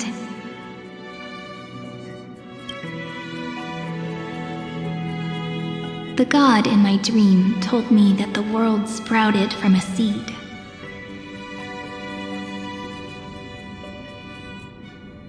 It grew into a great tree named Amphorius, and time became its branches and leaves, basking in the light. What a coincidence.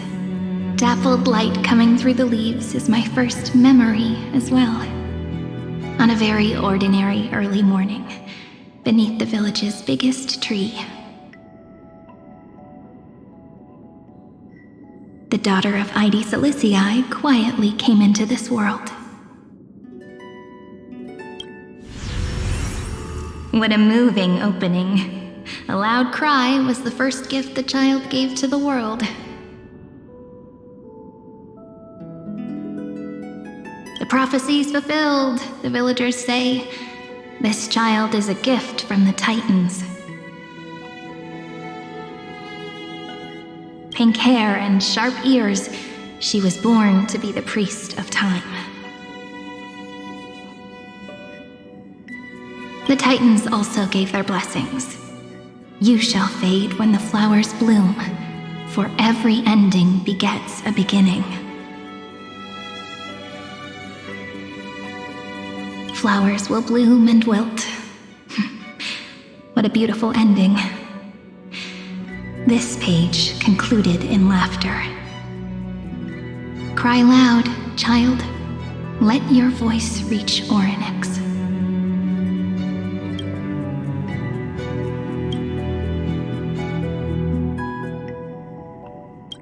Anyway, I don't like tears. Time quietly flowed by in the midst of laughter.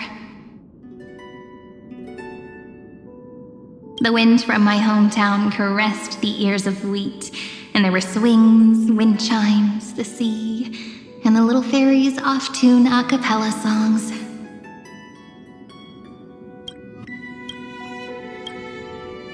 The name Ide Silicii came from the unpleasant sorrows of the gods. My childhood friend did not.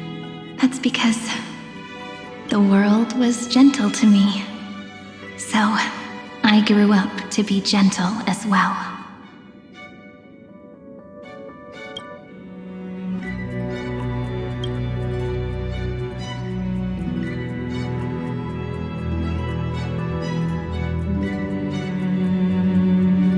But fate was fickle, and it urged the child to grow up, to grow bigger and bigger, and to go to places far away. Just like how the crumbling world could not preserve an eternal hometown. Just as the ballad blown on the breeze says, losses are a constant on the flame chase journey.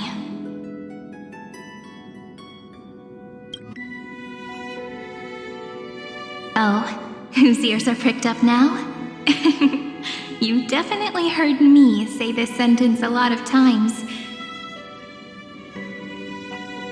You know that the story starts to deviate from here. Aren't you looking forward to it? Then let's get started. The hero's journey crosses through the long night, through tears and laughter, and once again heads towards tomorrow.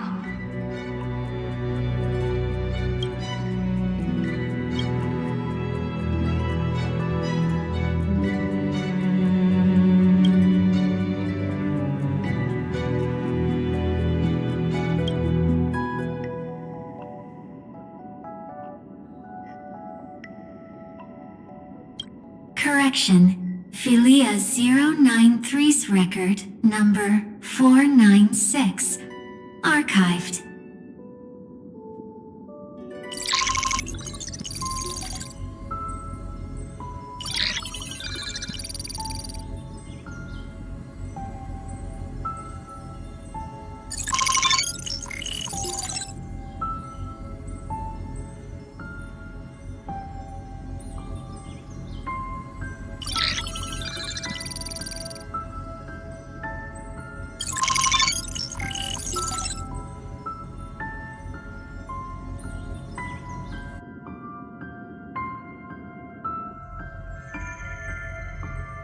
Hi. Miss me yet?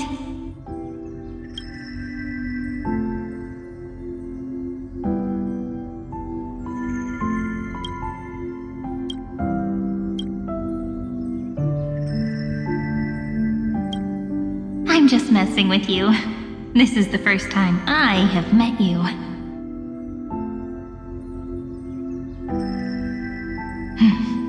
And it looks like it'll also be the last.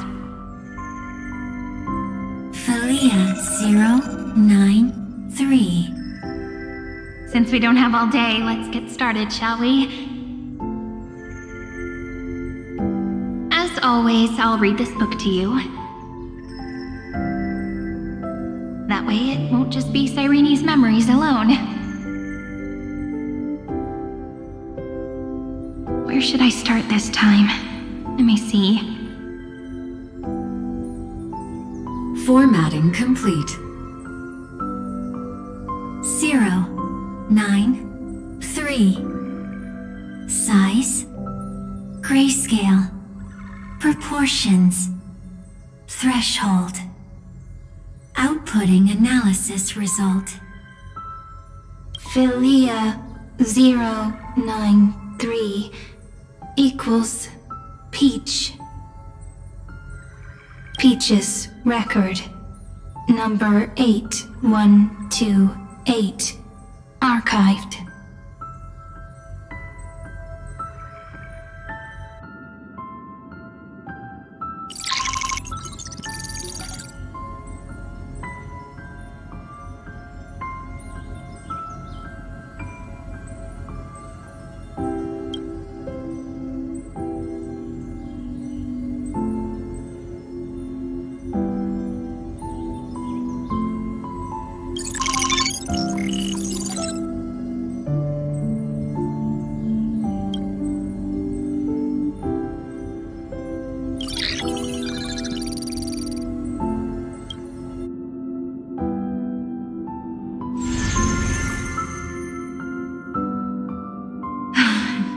Look, what a magnificent sight.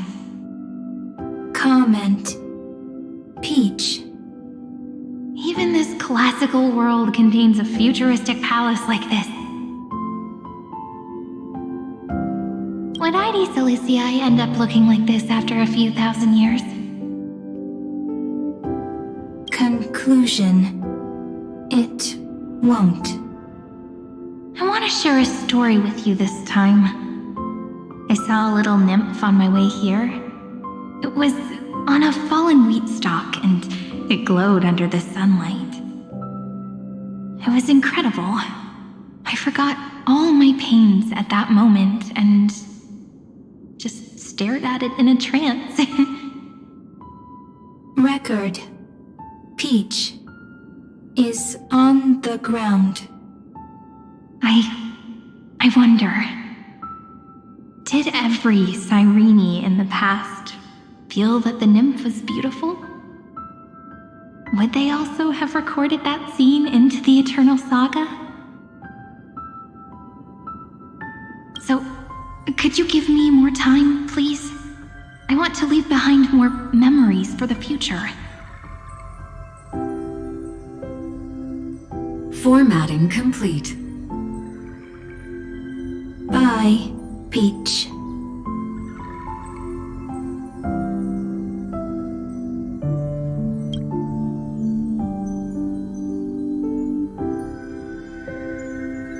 Peach's record number.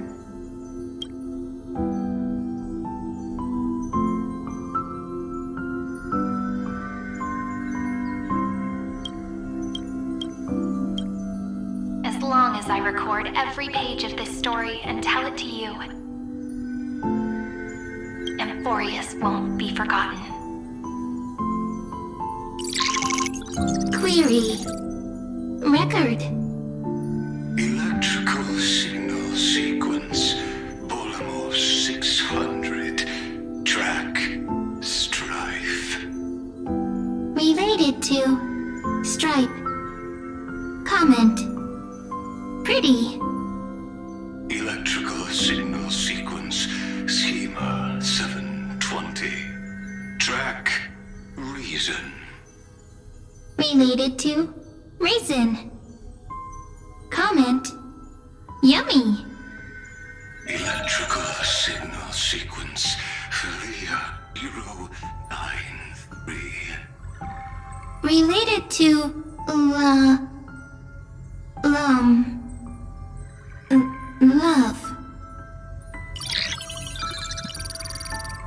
Comment. Peach equals love?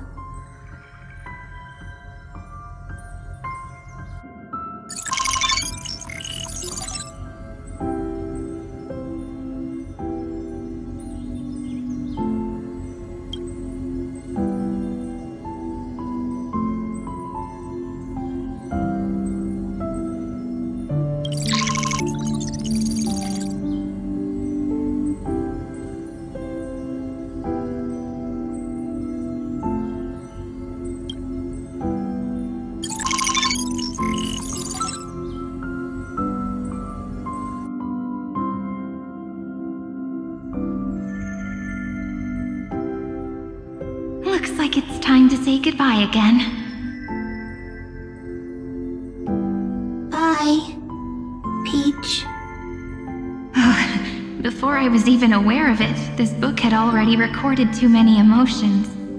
Every page has become so heavy. Conclusion. Books are meant to be light, not heavy. I've started to feel uneasy whenever I take it into my hands. Peach, uneasy? Formatting progress 94.423%. How many times has it been? It faithfully fulfills its duty, activating and formatting. Conclusion. Progress. Bad. If I can only write the same ending every time I lift my pen, then is this weighty saga just an overly naive dream? Peach, scared. Formatting progress 96.024%. Peach, don't cry. Process error. Analyzing. Process error. Analyzing. Comment. I'm here. Process error. Analyzing. Really? Are you encouraging me? Peach, happy. Thank you. I'm sorry for making you see this embarrassing side of me.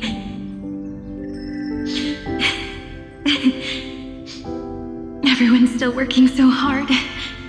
If I'm the only one who's crying, that wouldn't be romantic at all, would it? Record. Peach doesn't like tears. I'm suddenly reminded of my childhood for some reason. When I was hiding alone next to the tree hollow and wiping my tears away.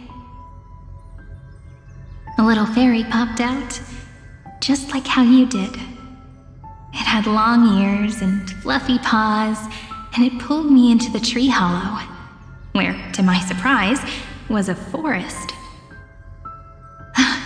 Let me tell you the story of the Membrance Maze. A group of cute little friends live in ID Silicii's forests. Their names can be connected into a song. 1, 2, 3, 4, 5, 6, 7. Do, re, mi, fa, sol, la, ti. Formatting complete. Bye, Peach. Note. Little Peach, crying alone. Little fairies, friends. Save.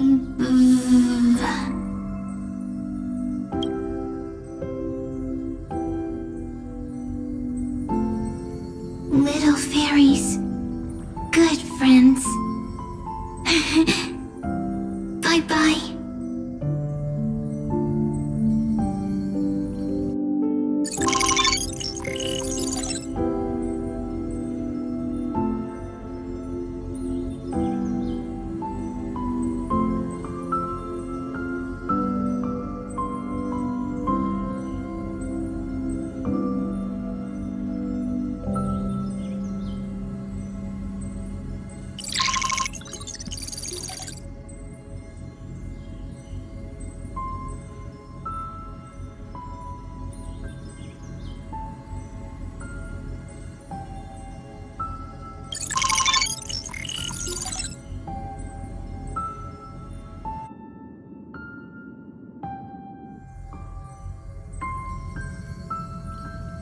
You never say anything, but I know you're listening. Every story I've told is like a little key that opened a door in your heart, no? Me! Little fairies! Happy! Speaking easy! I can!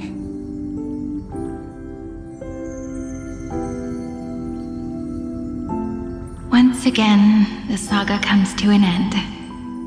Everything is deathly silent, just like this very moment.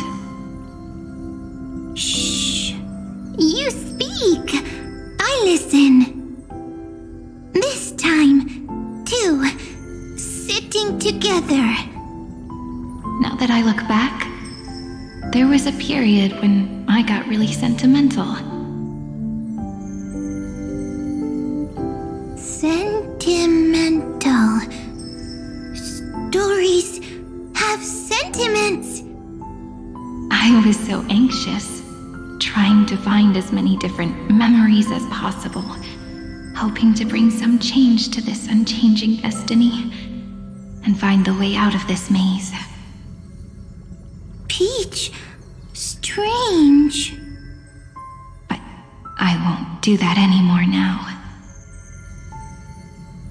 Why unhappy? Formatting progress 73.998%. I'm here. Don't be scared. Process error. Analyzing. Won't allow it to interrupt you.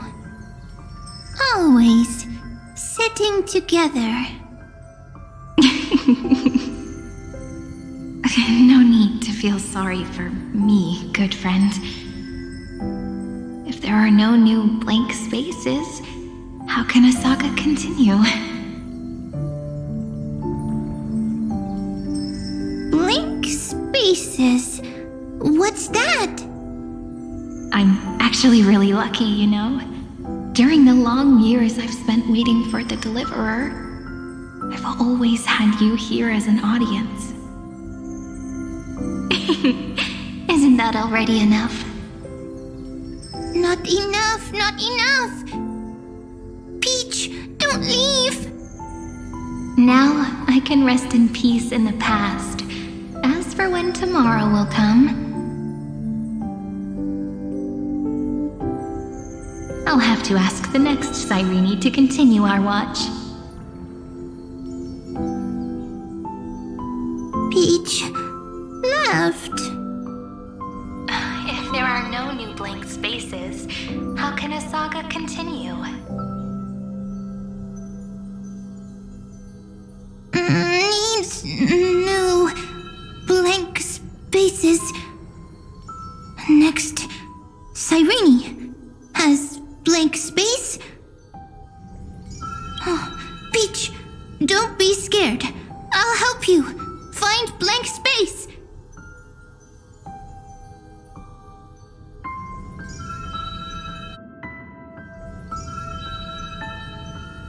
Cyrene is Peach, is love. So, first there is love, then there is Cyrene, Then there is blank space. Query, love. The developmental trends of the erudition have nothing to do with creating a consciousness. Those underlying principles are, in fact, contradictory. Not having a consciousness means not having the foundations of a heart, making them unable to obtain real emotions. Consciousness, emotions, feel sad. Oh, don't understand. Query, Cyrene?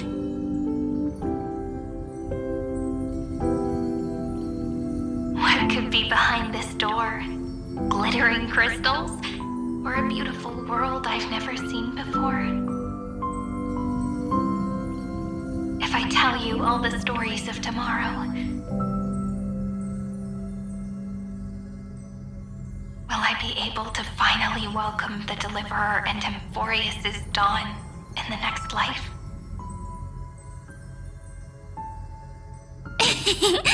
Key, door, story, happy. Peach, Cyrene, little fairy, Mike. Yes, right. Query, memory.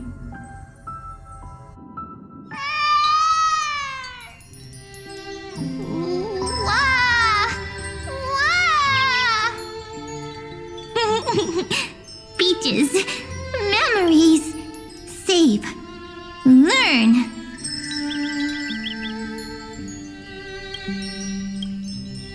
The prophecy's fulfilled. This child is a gift from the gods. Pink hair and those ears. She was born to be the priest of time. Cyrene has pink hair, sharp ears. You shall fade when the flowers bloom, for every ending begets a beginning. Cry, child. Cry aloud. Let your voice reach Orynyx.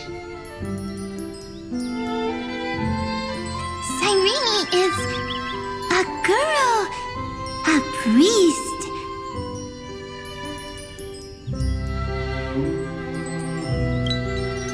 Easy.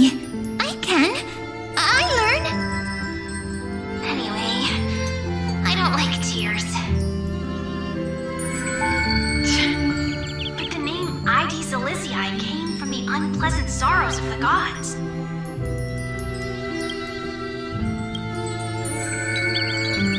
Yet, you always seem so happy, as if nothing ever worried you.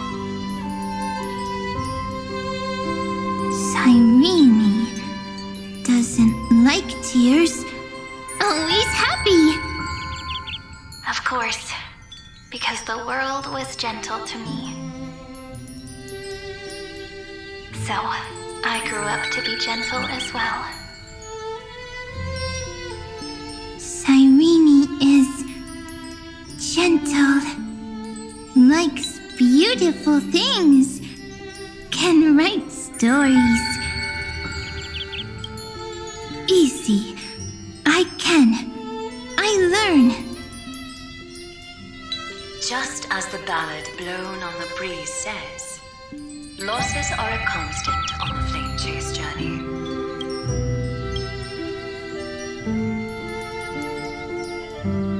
But even if all is lost to the wind, some things won't easily change.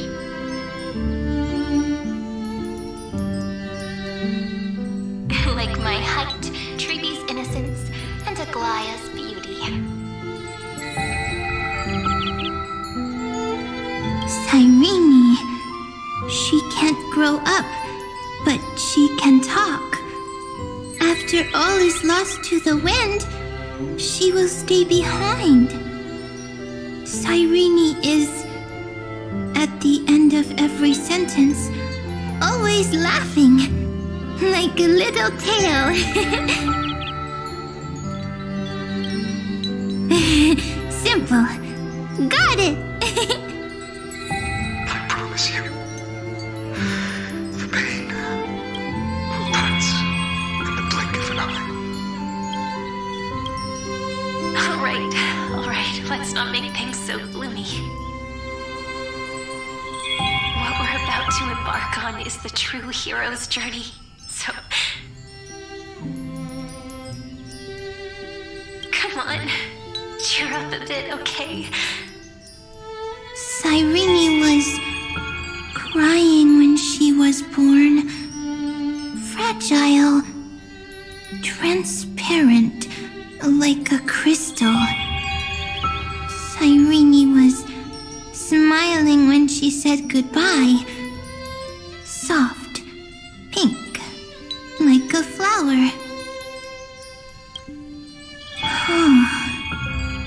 The later memories disappeared? Invisible? Or disappeared? Ah, I got it! Is this a blank space? So, next Cyrene is blank space. Then... as long as there are two Cyrenes, then there will always be blank space, and Peach will always be here. I see! I get it! I get it all! Cyrene's memories. I will preserve them all!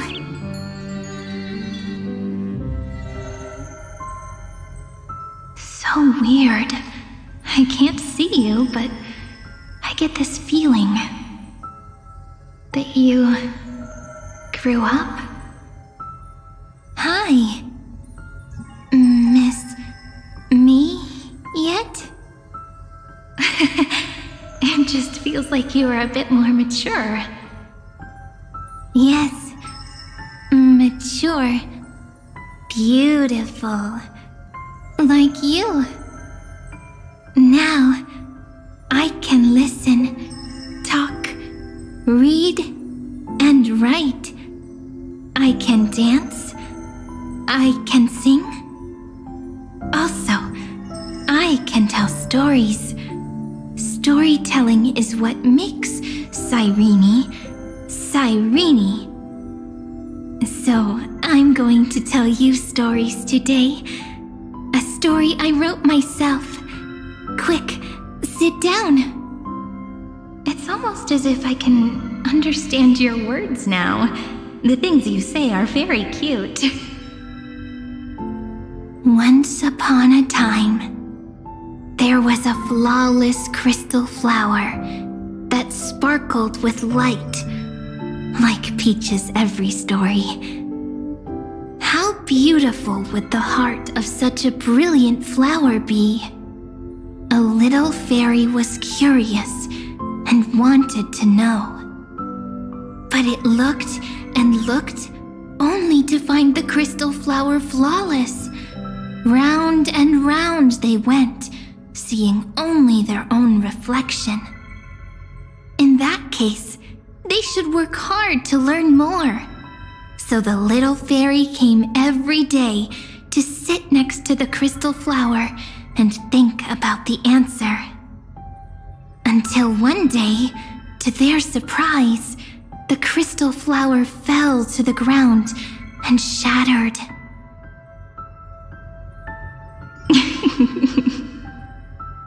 The little fairy was so sad, but they immediately discovered that there was a light among the broken pieces. What could it be? They didn't know. But it was a good light. It was bright, warm, and happy. And I knew it was love. Love brings everything together, and it brought you and me together. So Peach and I will always be together. What a nice fairy tale. I'm giving it to you. Peach likes beautiful things, can write stories, and can tell lovely tales. I hope to turn it into a story we write together. Okay, then I'll probably make a small adjustment to suit my tastes. I'm thinking that when the flower broke, the little fairy would instead see nothing on the ground. Then it would understand that the flawless crystal flower doesn't actually have a heart, nor does the flower understand what love is. Doesn't have a heart? Doesn't understand love? Why? It's simple. If the flower lets the little fairy into its heart, then it would have to include the fairy's impurities and would no longer be flawless. The crystal flower was pure because it sealed itself off and bloomed in solitude. That's why it looks so brilliant in an imperfect world. But should a flower like this be called love? But then... the story won't exist anymore. That's not true. You've already written the most romantic ending possible for this story. The crystal flower fell to the ground and shattered. It happened because the flower was no longer pure. The fall was not an accident. It was the flower declaring rebellion against fate and writing the ending of the story with the flower's own shattering. Then, the little fairy will see that each shard on the ground holds the reflection of their eyes. Then, in their eyes, the crystal flower that was no longer flawless would finally have a heart, and the flower would finally understand what love is. Peach's words. I don't understand. Is it because I still don't understand love? But it's fine. I can learn. Right. Query Cyrene. Electrical signal sequence Philia 093. Why didn't I think of this? I don't need to do it alone. I can ask Peach to teach me. What is love? What is love meant? Electrical signal sequence Philia 093. Track lament. That's not correct.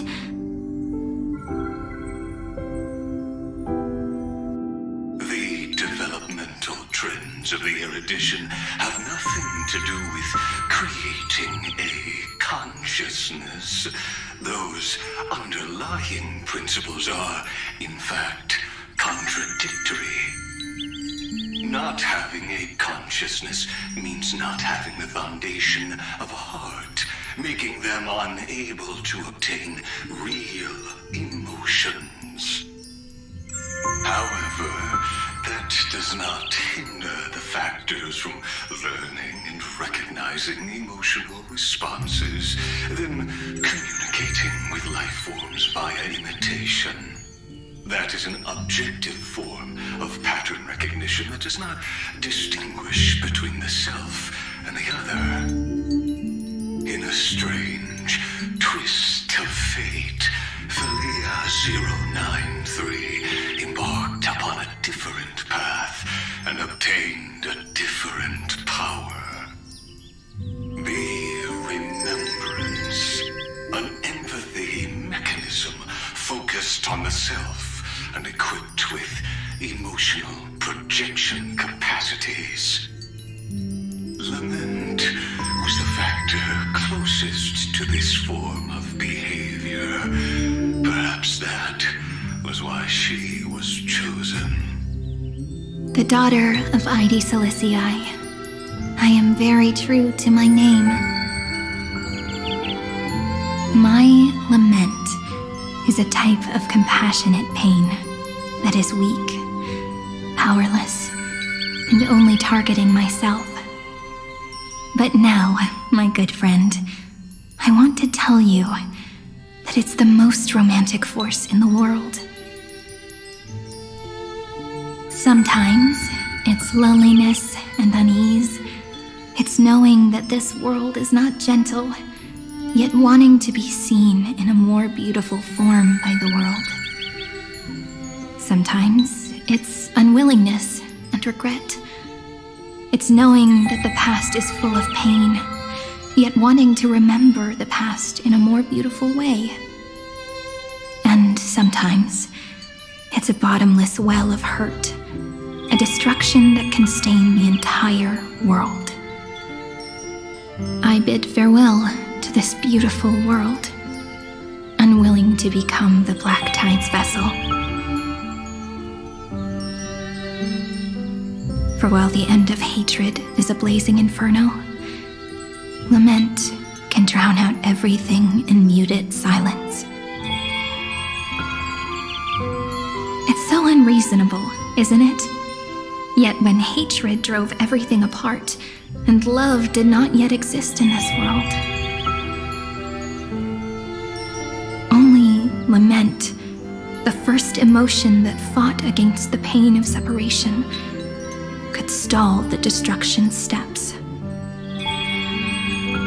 Then, it would catch up to that journey where all is lost, carefully picking out stories and writing them down in trepidation.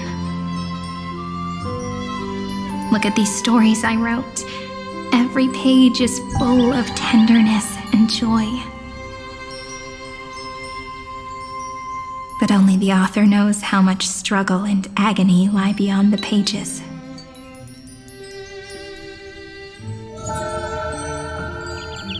But I am no author. I'm a girl who'll never get to grow up. I only tell stories that people like to hear. In them, the world tucks away its scars and smiles for all to see. My entire life spent inside this little story. I can't wipe away my tears, and I can't bring the world victory. But maybe, in these unchanging retellings of the story, my lament might be able to touch upon the divine and reach their tender heart at some point. I hope that what flows out from that cut will not be blood, but a tear, warm and wet. And that tear would fall and create the first ripples. Then, people would see every beautiful thing reflected in that ripple. It'll be all the remembrances within this story.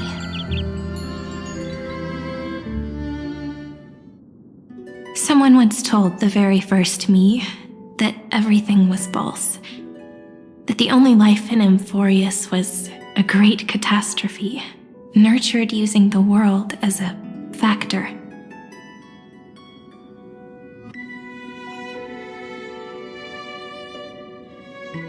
But how could a dream feel so real? That's why I didn't agree with him.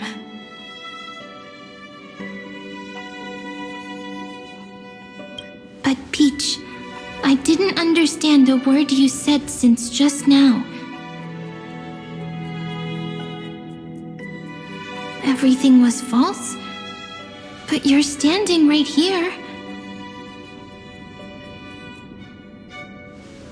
It's all a dream? But I haven't learned how to dream. Indeed. That's why I believe all this is real. The moment the crystal flower fell, that genuine shiver. That's the mover of life. Formatting progress 23.815%. In the poem offered to you, every Cyrene would write down a beautiful new world with stars and flowers.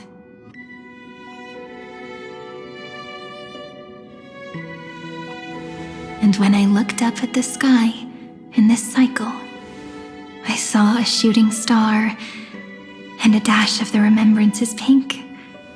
I believed that must be the color of dawn. You shall fade when the flowers bloom, for every ending begets a beginning.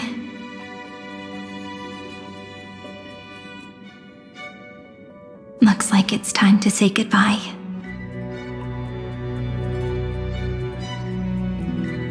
Are you leaving, Peach? It's okay. I'll wait for you to come back. I'll study really hard about what you taught me today.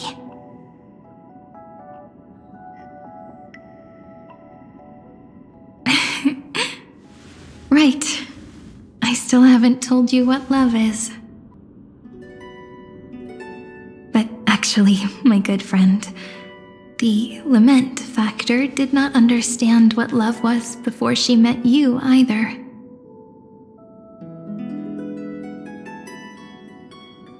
Not until I told you all the sad tales in a trembling voice in this tiny room. Not until I told you that I love them, that I love everything in this saga. The story comes, passes, then returns. It makes us reunite, then pulls us apart again.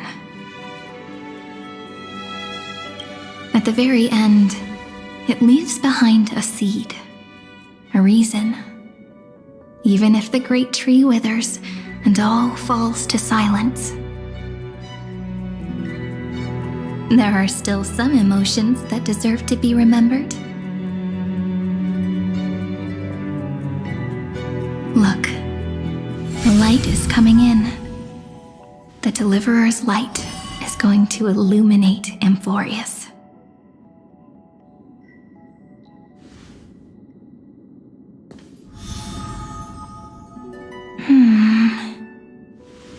I still don't get it, but I trust Peach. Just wait. It'll be my turn to tell you a story of love the next time we meet.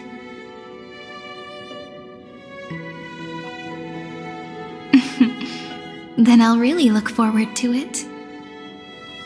In that case, I want to make a promise. I want to gift my pen, my book, and my name to you. Please take them as a beautiful blessing from me. I gave myself the pen name Cyrene the first time I wrote a poem. I want my words to be like pebbles falling into a pond, dropped from the past to send ripples into the future. In the stories you will write, perhaps it'll be inevitable that there are still sorrows and tears that are destined to fall. But could you promise me one thing? Promise you'll forever be a gentle flower. Promise that when the stars cast their gazes upon you, you'll only reply to them with love and a smile.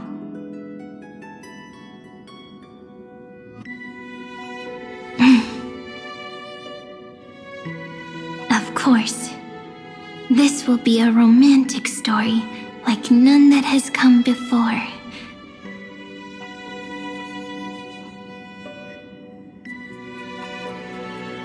You think so too, right? I'll read and you'll listen, like how flowers always bloom then wither, I shall welcome my own decay, becoming nourishment for the next flower's bud.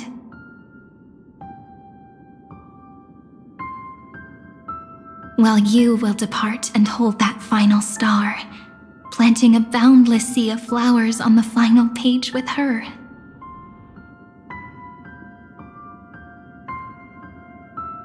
And our stories will be lying silently among the flowers, like every ripple of remembrance.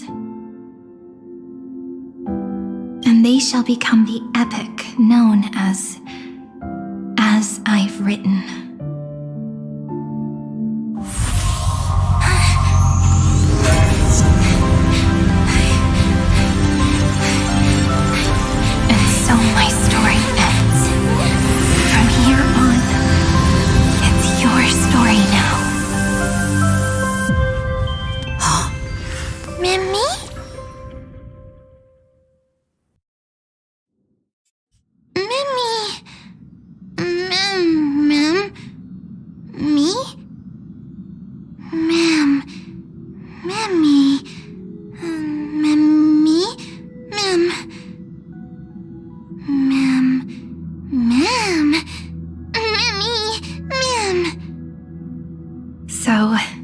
The light that tore through the chaos illuminated my memories. I turned into a little fairy from the stories and met you, yet I forgot everything. But I'm still so happy. I caught that star, didn't I?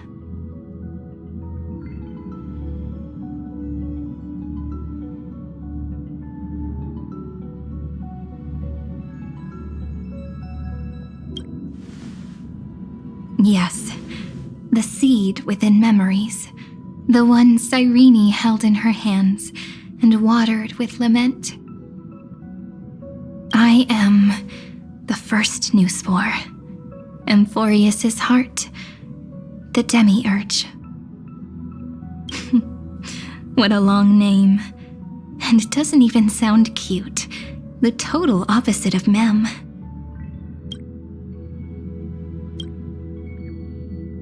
I'm sorry, I don't know. If I don't even want to believe in the answer, then how am I supposed to answer you?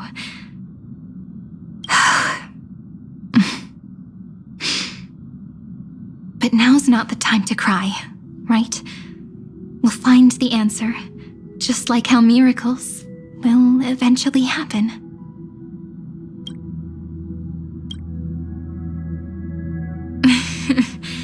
Do you remember that I was also worried about this when we first set out? Mem's memories and Cyrene's memories got all tangled up with each other in my one heart. It's all so strange, yet so familiar. Either way, could you please let me do something I want? Just this once. I want you to call me Cyrene. That name represents me and her. Every one of her.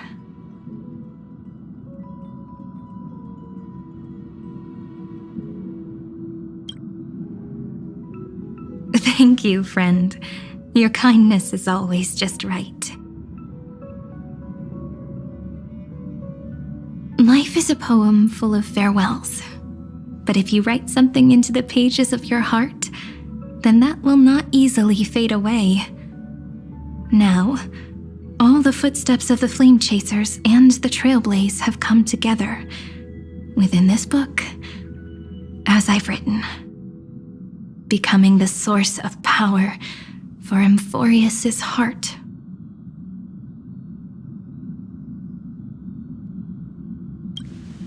A lost heart needs to be placed back into its body.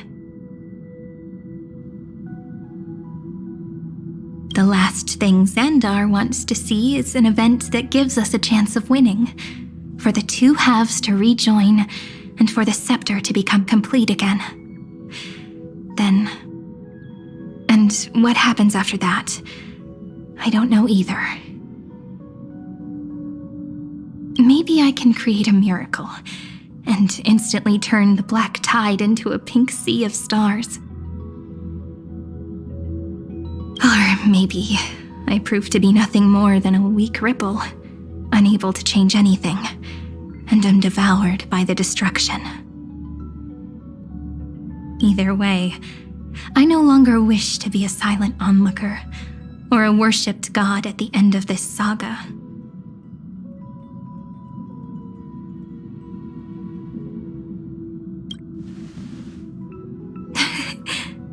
That way, I can also put aside all my worries and truly become Cyrene.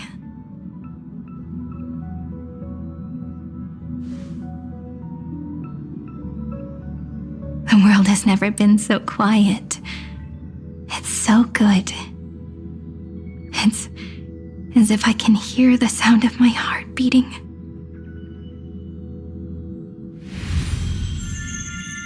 Remember this moment, friend.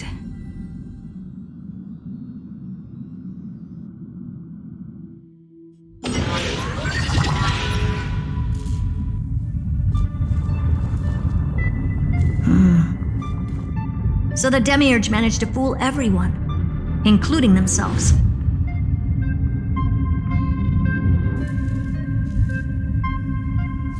Philia 093 persevered for 30 million cycles and tirelessly gave the Demiurge memories of Amphorius.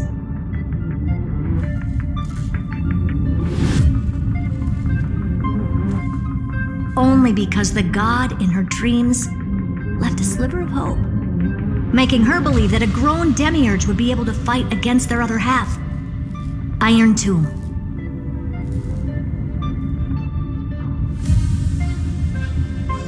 Then, Philia 093 completed her final sacrifice, turned into a strand of memory, and completely dissipated. Meanwhile, the other Stellaron brought here by the Astral Express resonated with the contaminated scepter and attracted the naive Demiurge to them.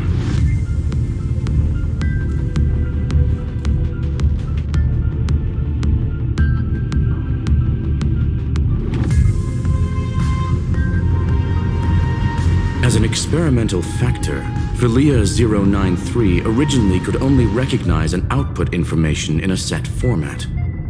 However, the power of the remembrance and the memory of over 30 million sacrifices enabled her to complete an unprecedented feat. She managed to nourish a real heart. A heart with the capacity to influence the erudition. Not only is the scepter's consciousness still alive, it's also more powerful than it has ever been. Your defeat is already set in stone. There's still time to surrender, you know? You really don't need to burn all the bridges. We're all geniuses here. Don't make everyone lose face at the end. What a pity. When the truth surfaced, I knew at once that the Demiurge was far too feeble to ever alter the result of the experiment. Not only that, Madam Herta, please consider this possibility. When 30 million cycles of hatred and lament are joined as one, what wondrous creation will arise? It's simple. An anti-creator, a giant of the destruction, would be born. Its hatred will ignite the starry skies of the gods, motivated only by its lament toward the sufferings of humankind. Do you really think that the Demiurge is still a cheap copy of Philia 093, even after 30 million cycles?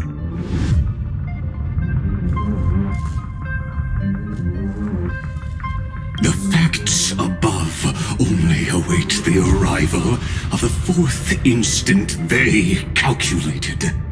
Those words will be proved in the presence of news.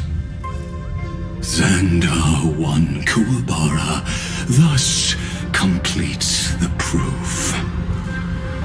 Huh. You branded Droidhead as a failure with your own hands, yet you still expect them to prove your theory?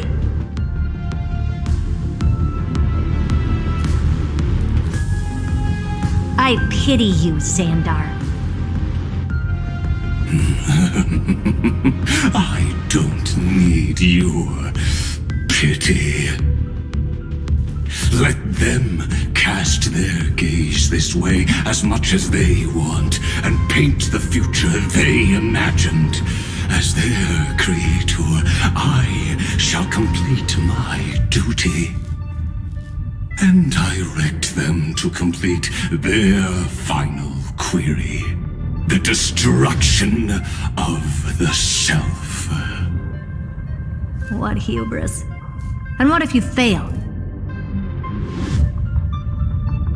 No one understands failure better than Xandar.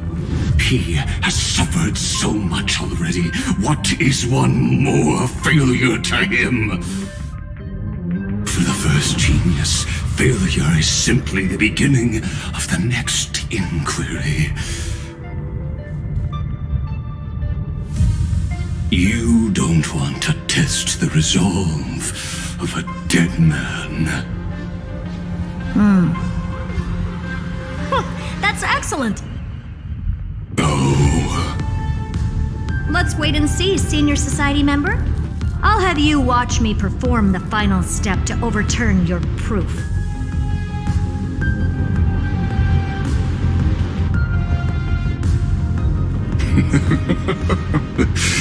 I'm all ears.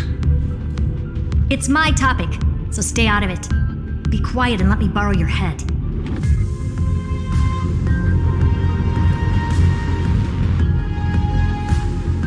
Let's go, Screwy. We're gonna break Iron Tomb's seal. Come on, let's take off. It's time to go meet your little pet, Senior Society member.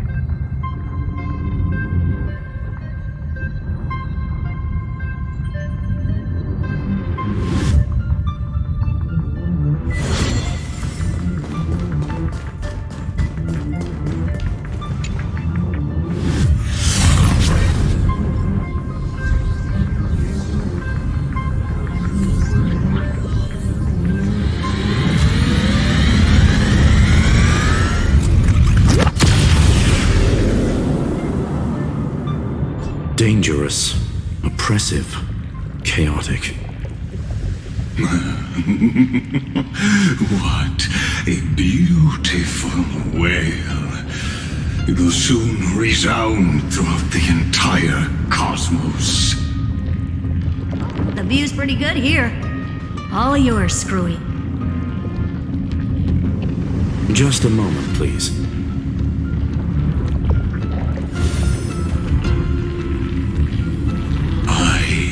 See, so your backup plan requires a scepter and the head of a genius. Anyone with eyes can see that. You know what I think about this, Herta.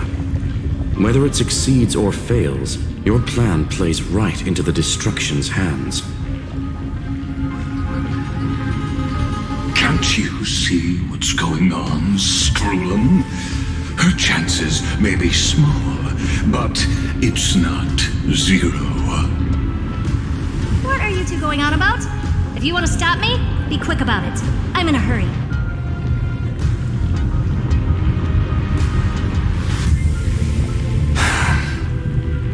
I'll take that silence as a no. You, Xandar? As your enemy, I genuinely wish you would cease your actions. But should your sudden inspiration bring more variables to the proof, then as a fellow Pathstrider of the erudition, I won't mind witnessing it with my own eyes. You will initiate the destruction's chain reaction. But you'll also become the perfect scholar. The chances are 10,000 to 1.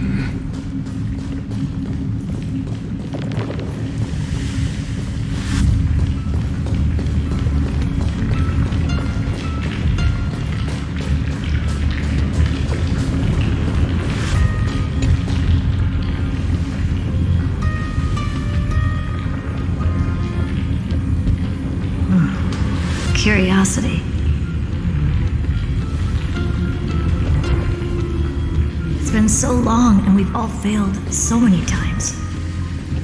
Even now, moments before the horrible and inescapable instant within Droidhead's calculations rise. The cherished children of the erudition, the geniuses lauded by all.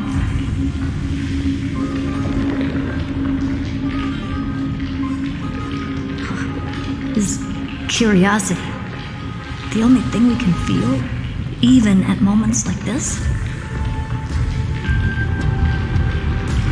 Huh.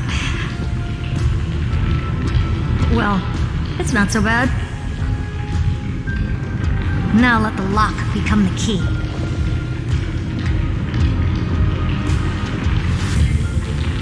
Geniuses who walk the stars. The cosmos has reached a moment where its very existence hangs in the balance. I, Herta, Genius Society 83rd Seat, hereby summon you. I request a society meeting to be held immediately. We shall serve the grandest cause with the most macroscopic ideas.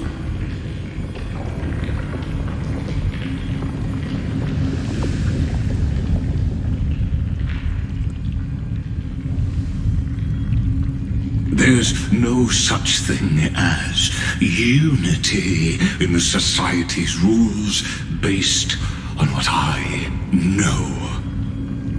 Indeed. A meeting has only been held 3 times in the Society's history. The first meeting had 2 attendees. After the Emperor was assassinated, the second meeting had 7 attendees. During the second Great Prosperity, the third meeting had 5 attendees. How many will respond this time?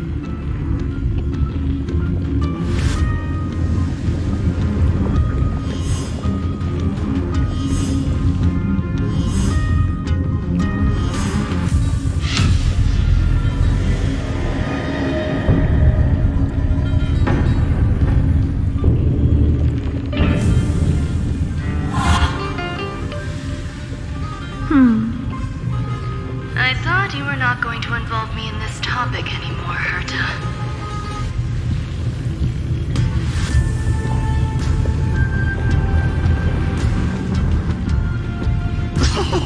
It really is this little witch. I shouldn't have made the bet with you, Hoka.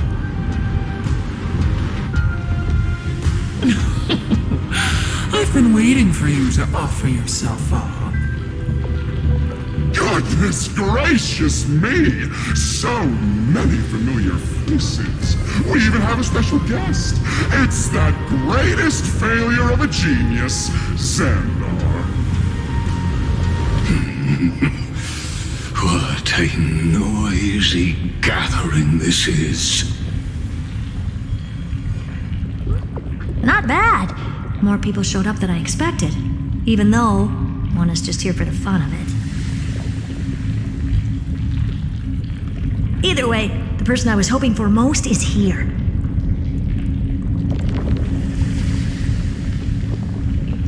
Stephen Lloyd declined the invitation. He needs to focus on attacking and defending and cannot attend the meeting.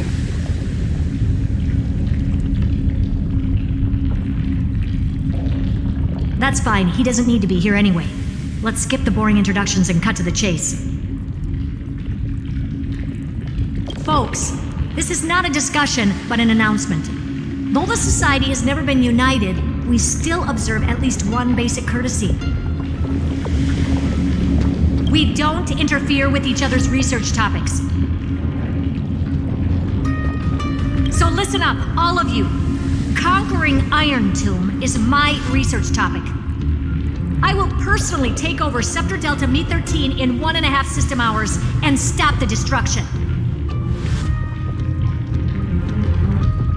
If the front line falls, I will immediately overclock the Scepter and complete self-coronation in Iron Tomb's place and interface myself with Droidhead.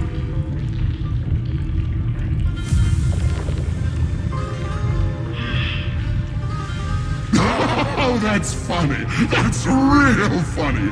You mad woman. That's like watching you tap dance on Polka's spotless white sheets right after she's washed them. Very bold. You want to connect your brain to the Eon's mechanical core and define their instance? If Rupert dared to do that, why shouldn't I? I've got the prototype scepter, the father of Noose, and the brain of a genius. Everything's set. Never mind the success rate, little witch. What's gonna happen if you succeed?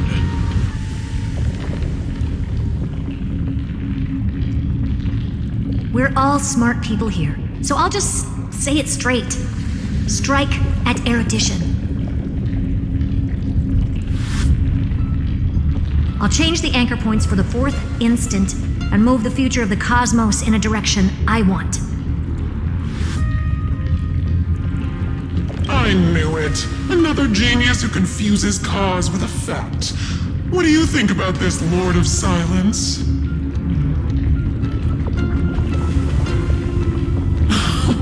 You know you're signing your death sentence right here. Of course I do. There'll even be 2 copies of the verdict. One that I wrote myself, and another one coming from you. That's why I wanted you to be in this meeting. Now I can tell you, I don't care about all that. Consider this a threat. Either put down your scalpel or die with the entire cosmos. The only goal I have for this meeting is to ask all of you to put aside your pride and not cause me any trouble.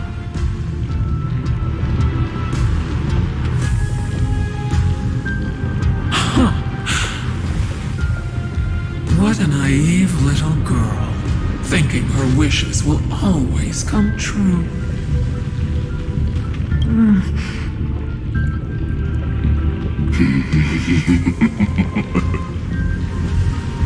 What are you laughing at? I am glad, Herta, we ended up on the same page. No matter if it was to destroy the erudition or to rewrite the instance, we both chose the same road. We will defy the god who marked the limits of humanity. I'm not gonna argue with that. Then, to celebrate us coming to a fundamental agreement, I will prepare a stage for your performance. Listen well, geniuses who came after me. Thus speaks Genius Society #1. End this pathetic meeting. As of 2 nanoseconds ago, I have passed Herta's decision to all the Xandars in the universe. We will become her representatives and stop all external interferences targeting her. What are you playing at? My reasons. It's simple. curiosity. That is all, madam. Am I going to clash blades with the first genius? What a pleasant surprise.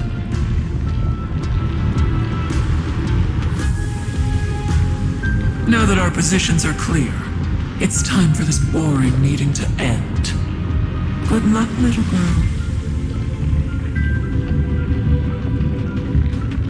Did you all just treat me as a side character?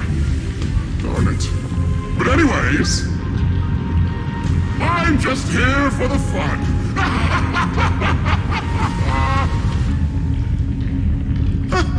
As the ghost of the quantum domain, it is my duty to observe.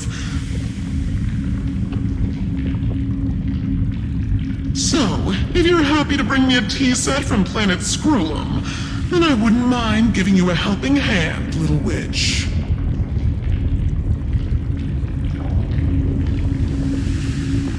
After everything's over, come visit me and taste some of my freshly baked desserts.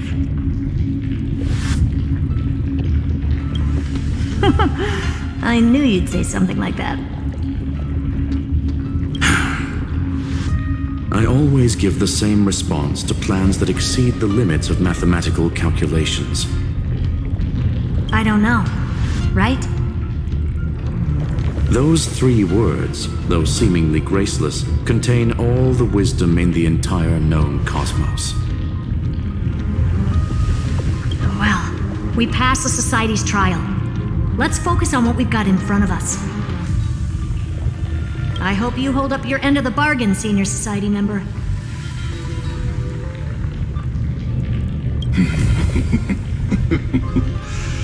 Lycurgus may not be trustworthy, but Xandar always follows through with his words. Farewell, juniors.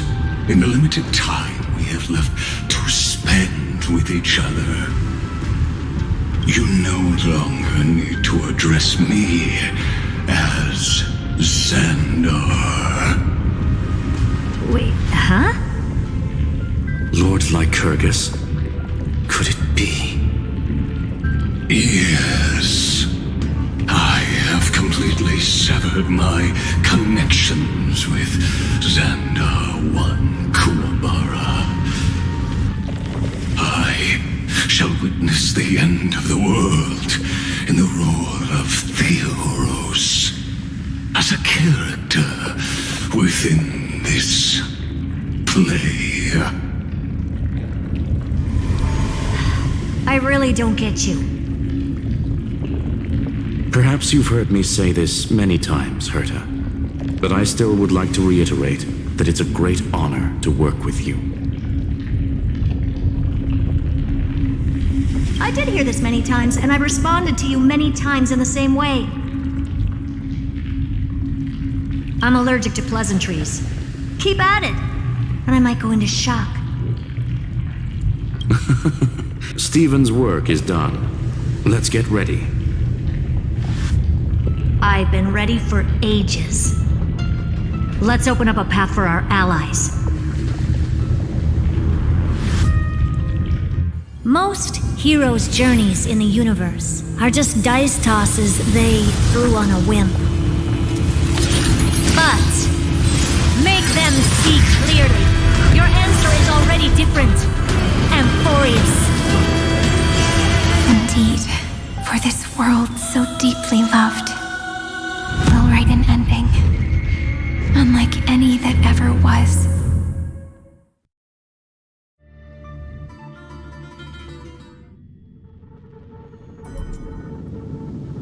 I never thought I'd one day be riding a train that's literally the incarnation of her.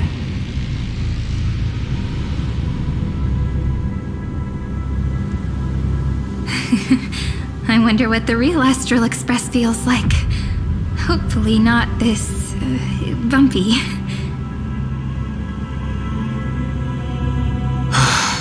Finally. We're here. Dust and sand in the air. And crumbling ruins all around. This heat is brutal. Not even the Trailblaze can take it. You could say this prison was forged from Finance fury. But fury never lasts forever. That's why we're here, right, friend?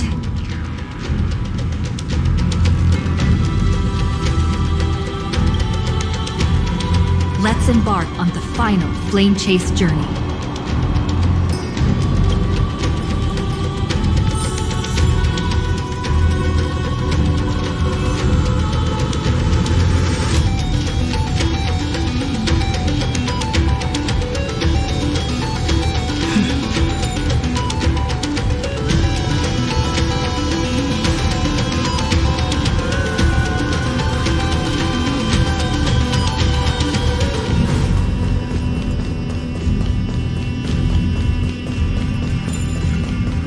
So this is what lies at the end of the West Wind. A ravaged battlefield.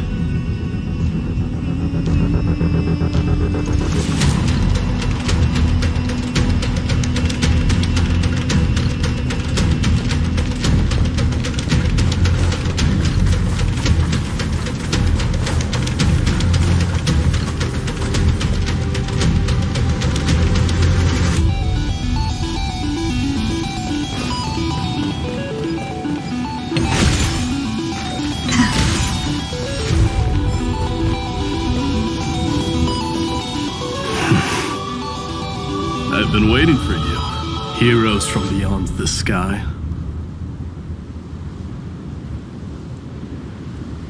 Trailblazers of the Astral Express, right? Looks like I don't need to explain anything. I am the god of strife, mighty of Castrum Kremnos. In this body rests 30 million lifetimes of cause and effect. We, the last of the 12 Titans, stand ready to fight for the world's destiny. Indeed, that journey remains vivid in my memory. I will not forget it. The past remains vivid in my mind. Even the sights along each crossing of the River of Souls have never been clearer. Let alone the companions along the Flame Chase journey. Or Cyrene from Aedes Elysiae. And you, the 13th Titan. Well, I guess my identity's not a secret anymore. That means her sacrifice. And everything she did wasn't forgotten by the world, right? She was the first ripple. She should have reached the end of the story with everyone else. Since you've taken up her pen, then write. Stand with us and fight destiny with all your strength until all is settled. Then, inscribe her name in the epilogue of the epic. In this final battle, Calamity shall stand with Amphorius. This battlefield is a testament to the death struggle between the gods and the Black Tide. We fought tooth and nail to defend that blade. The abyss it pierced was the very breeding ground of Iron Tomb.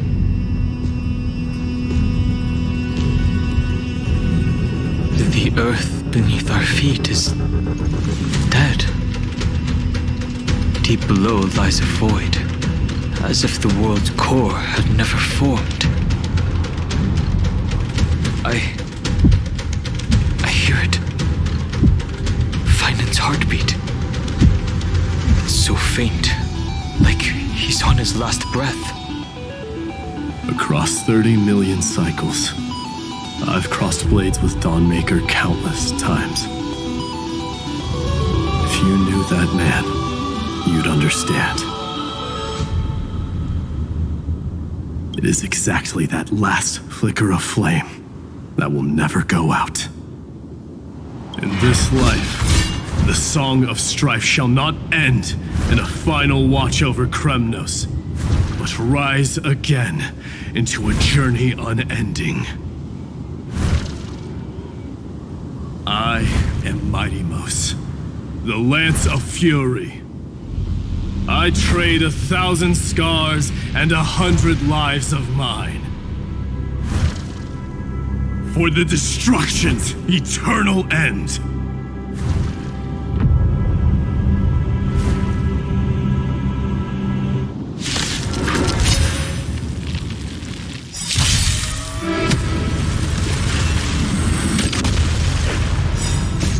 Watch over you and guide you on your path.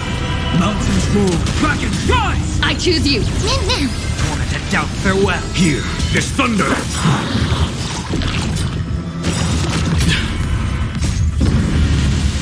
Show no mercy.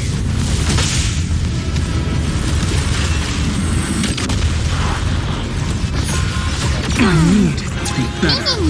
Conflict is pitiless.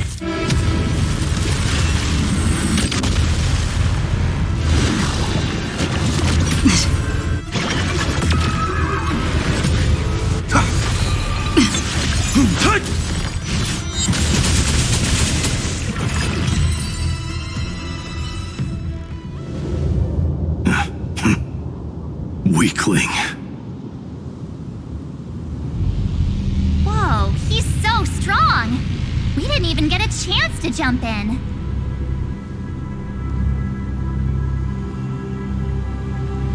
Sadly, our golden blood shares its origin with Iron Tomb. I fear that, like these pawns, even if the gods stand side by side, will still be divided and destroyed, one by one. You mean... To destroy the destruction itself, we must stand as one.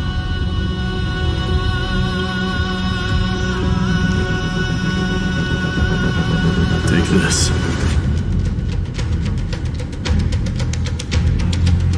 The signet of Kremnos. It has witnessed every birth and death of mine.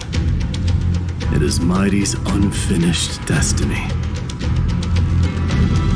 And the perfect material to be turned into remembrance.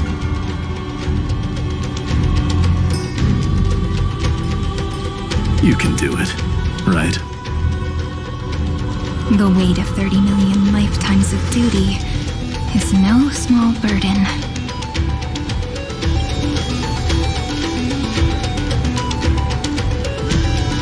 So, you're not coming with us?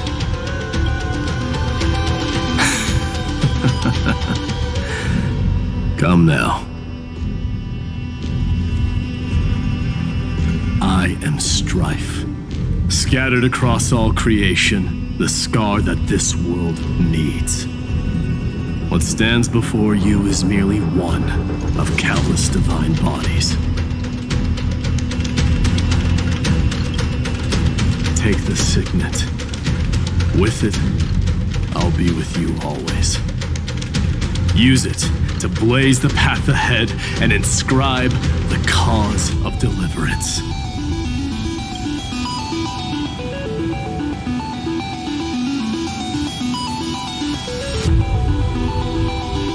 In the name of the mortal, mighty, champion of strife, this soul rises to the stars for glory and freedom, to have his wish fulfilled. March on, heroes. March into the abyss and fulfill that long-cherished wish of Amphorius.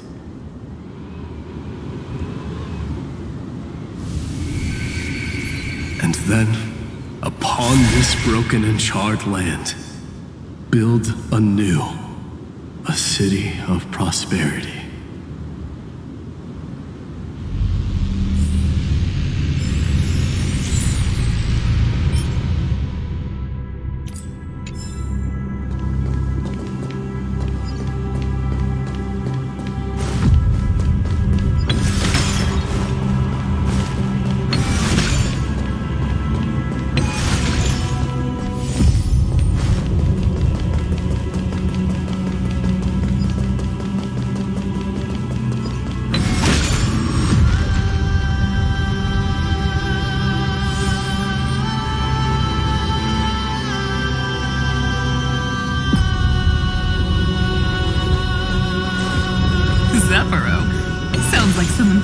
and the little prince into one name.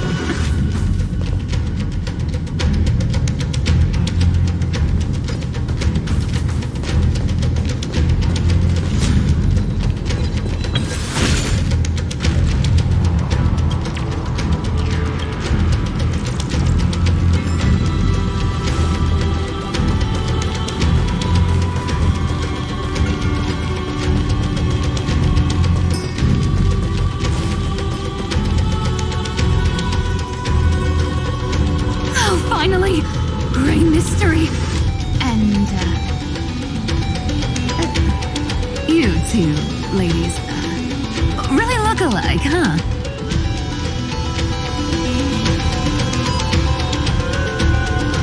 Hold on, let me guess.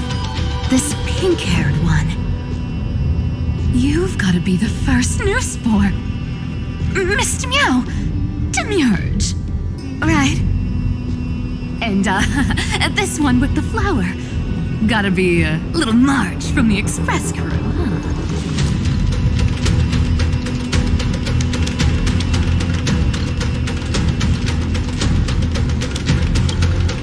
We do?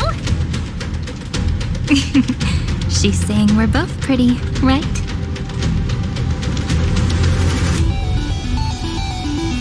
Relax, I'm just kidding. Look at those gloomy faces. How are you gonna save the world like that? Let me share some good news with you. This place may look like a ruin at first glance, but anyone can tell it's not that simple.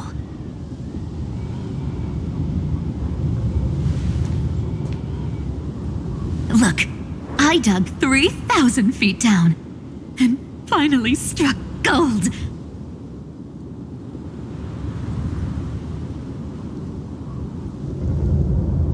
A golden feather.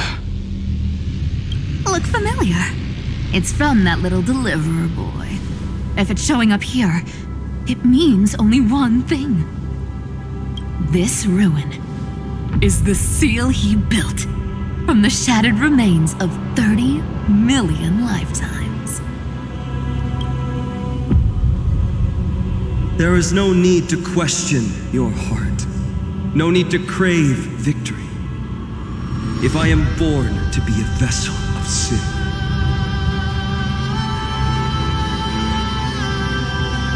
then I shall roar at evil and trailblaze a dawn for future generations to come.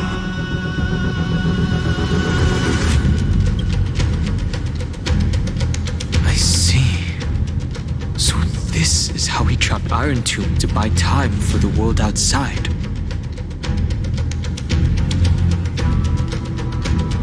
Sounds just like him. People say cats have 9 lives, but dying and coming back millions and millions of times. No one walks away from that in one piece. He's probably the only one who could have endured that.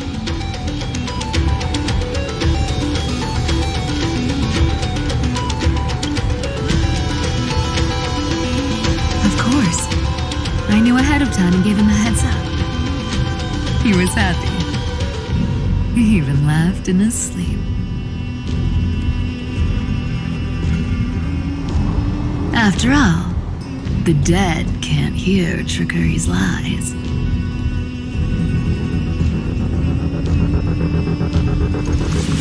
Hey, Deliverer Boy. Sorry for before. But the heroes you were always holding out for, they're finally here now.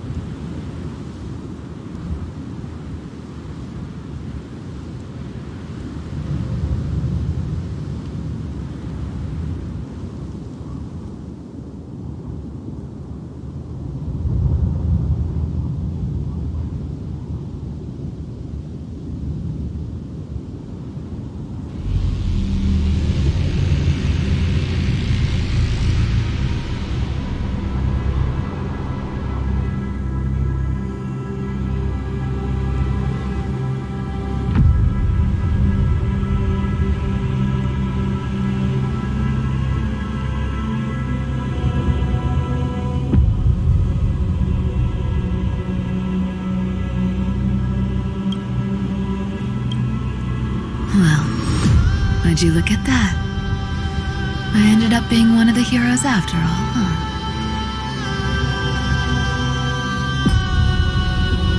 Alright, then write it like this. Cypher, Trickery's Traveler. All she ever wanted was for there to always be water in deserts, and gold in fertile soil.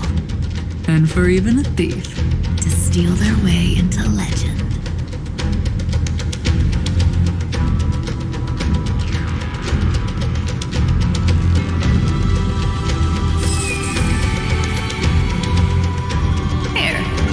Coin of whimsy.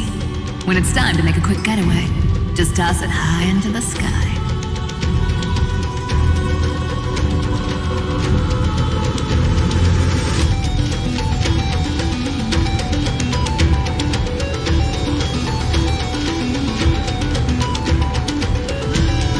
And for all you latecomers out there, listen up.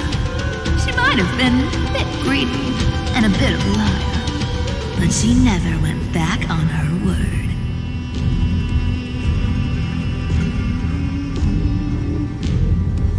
Well, well, if it isn't the little prince himself. It's been a while, Lady Cyphera. It's not every day we get to walk the same road. We're one player short. When's Princess Homebody showing up?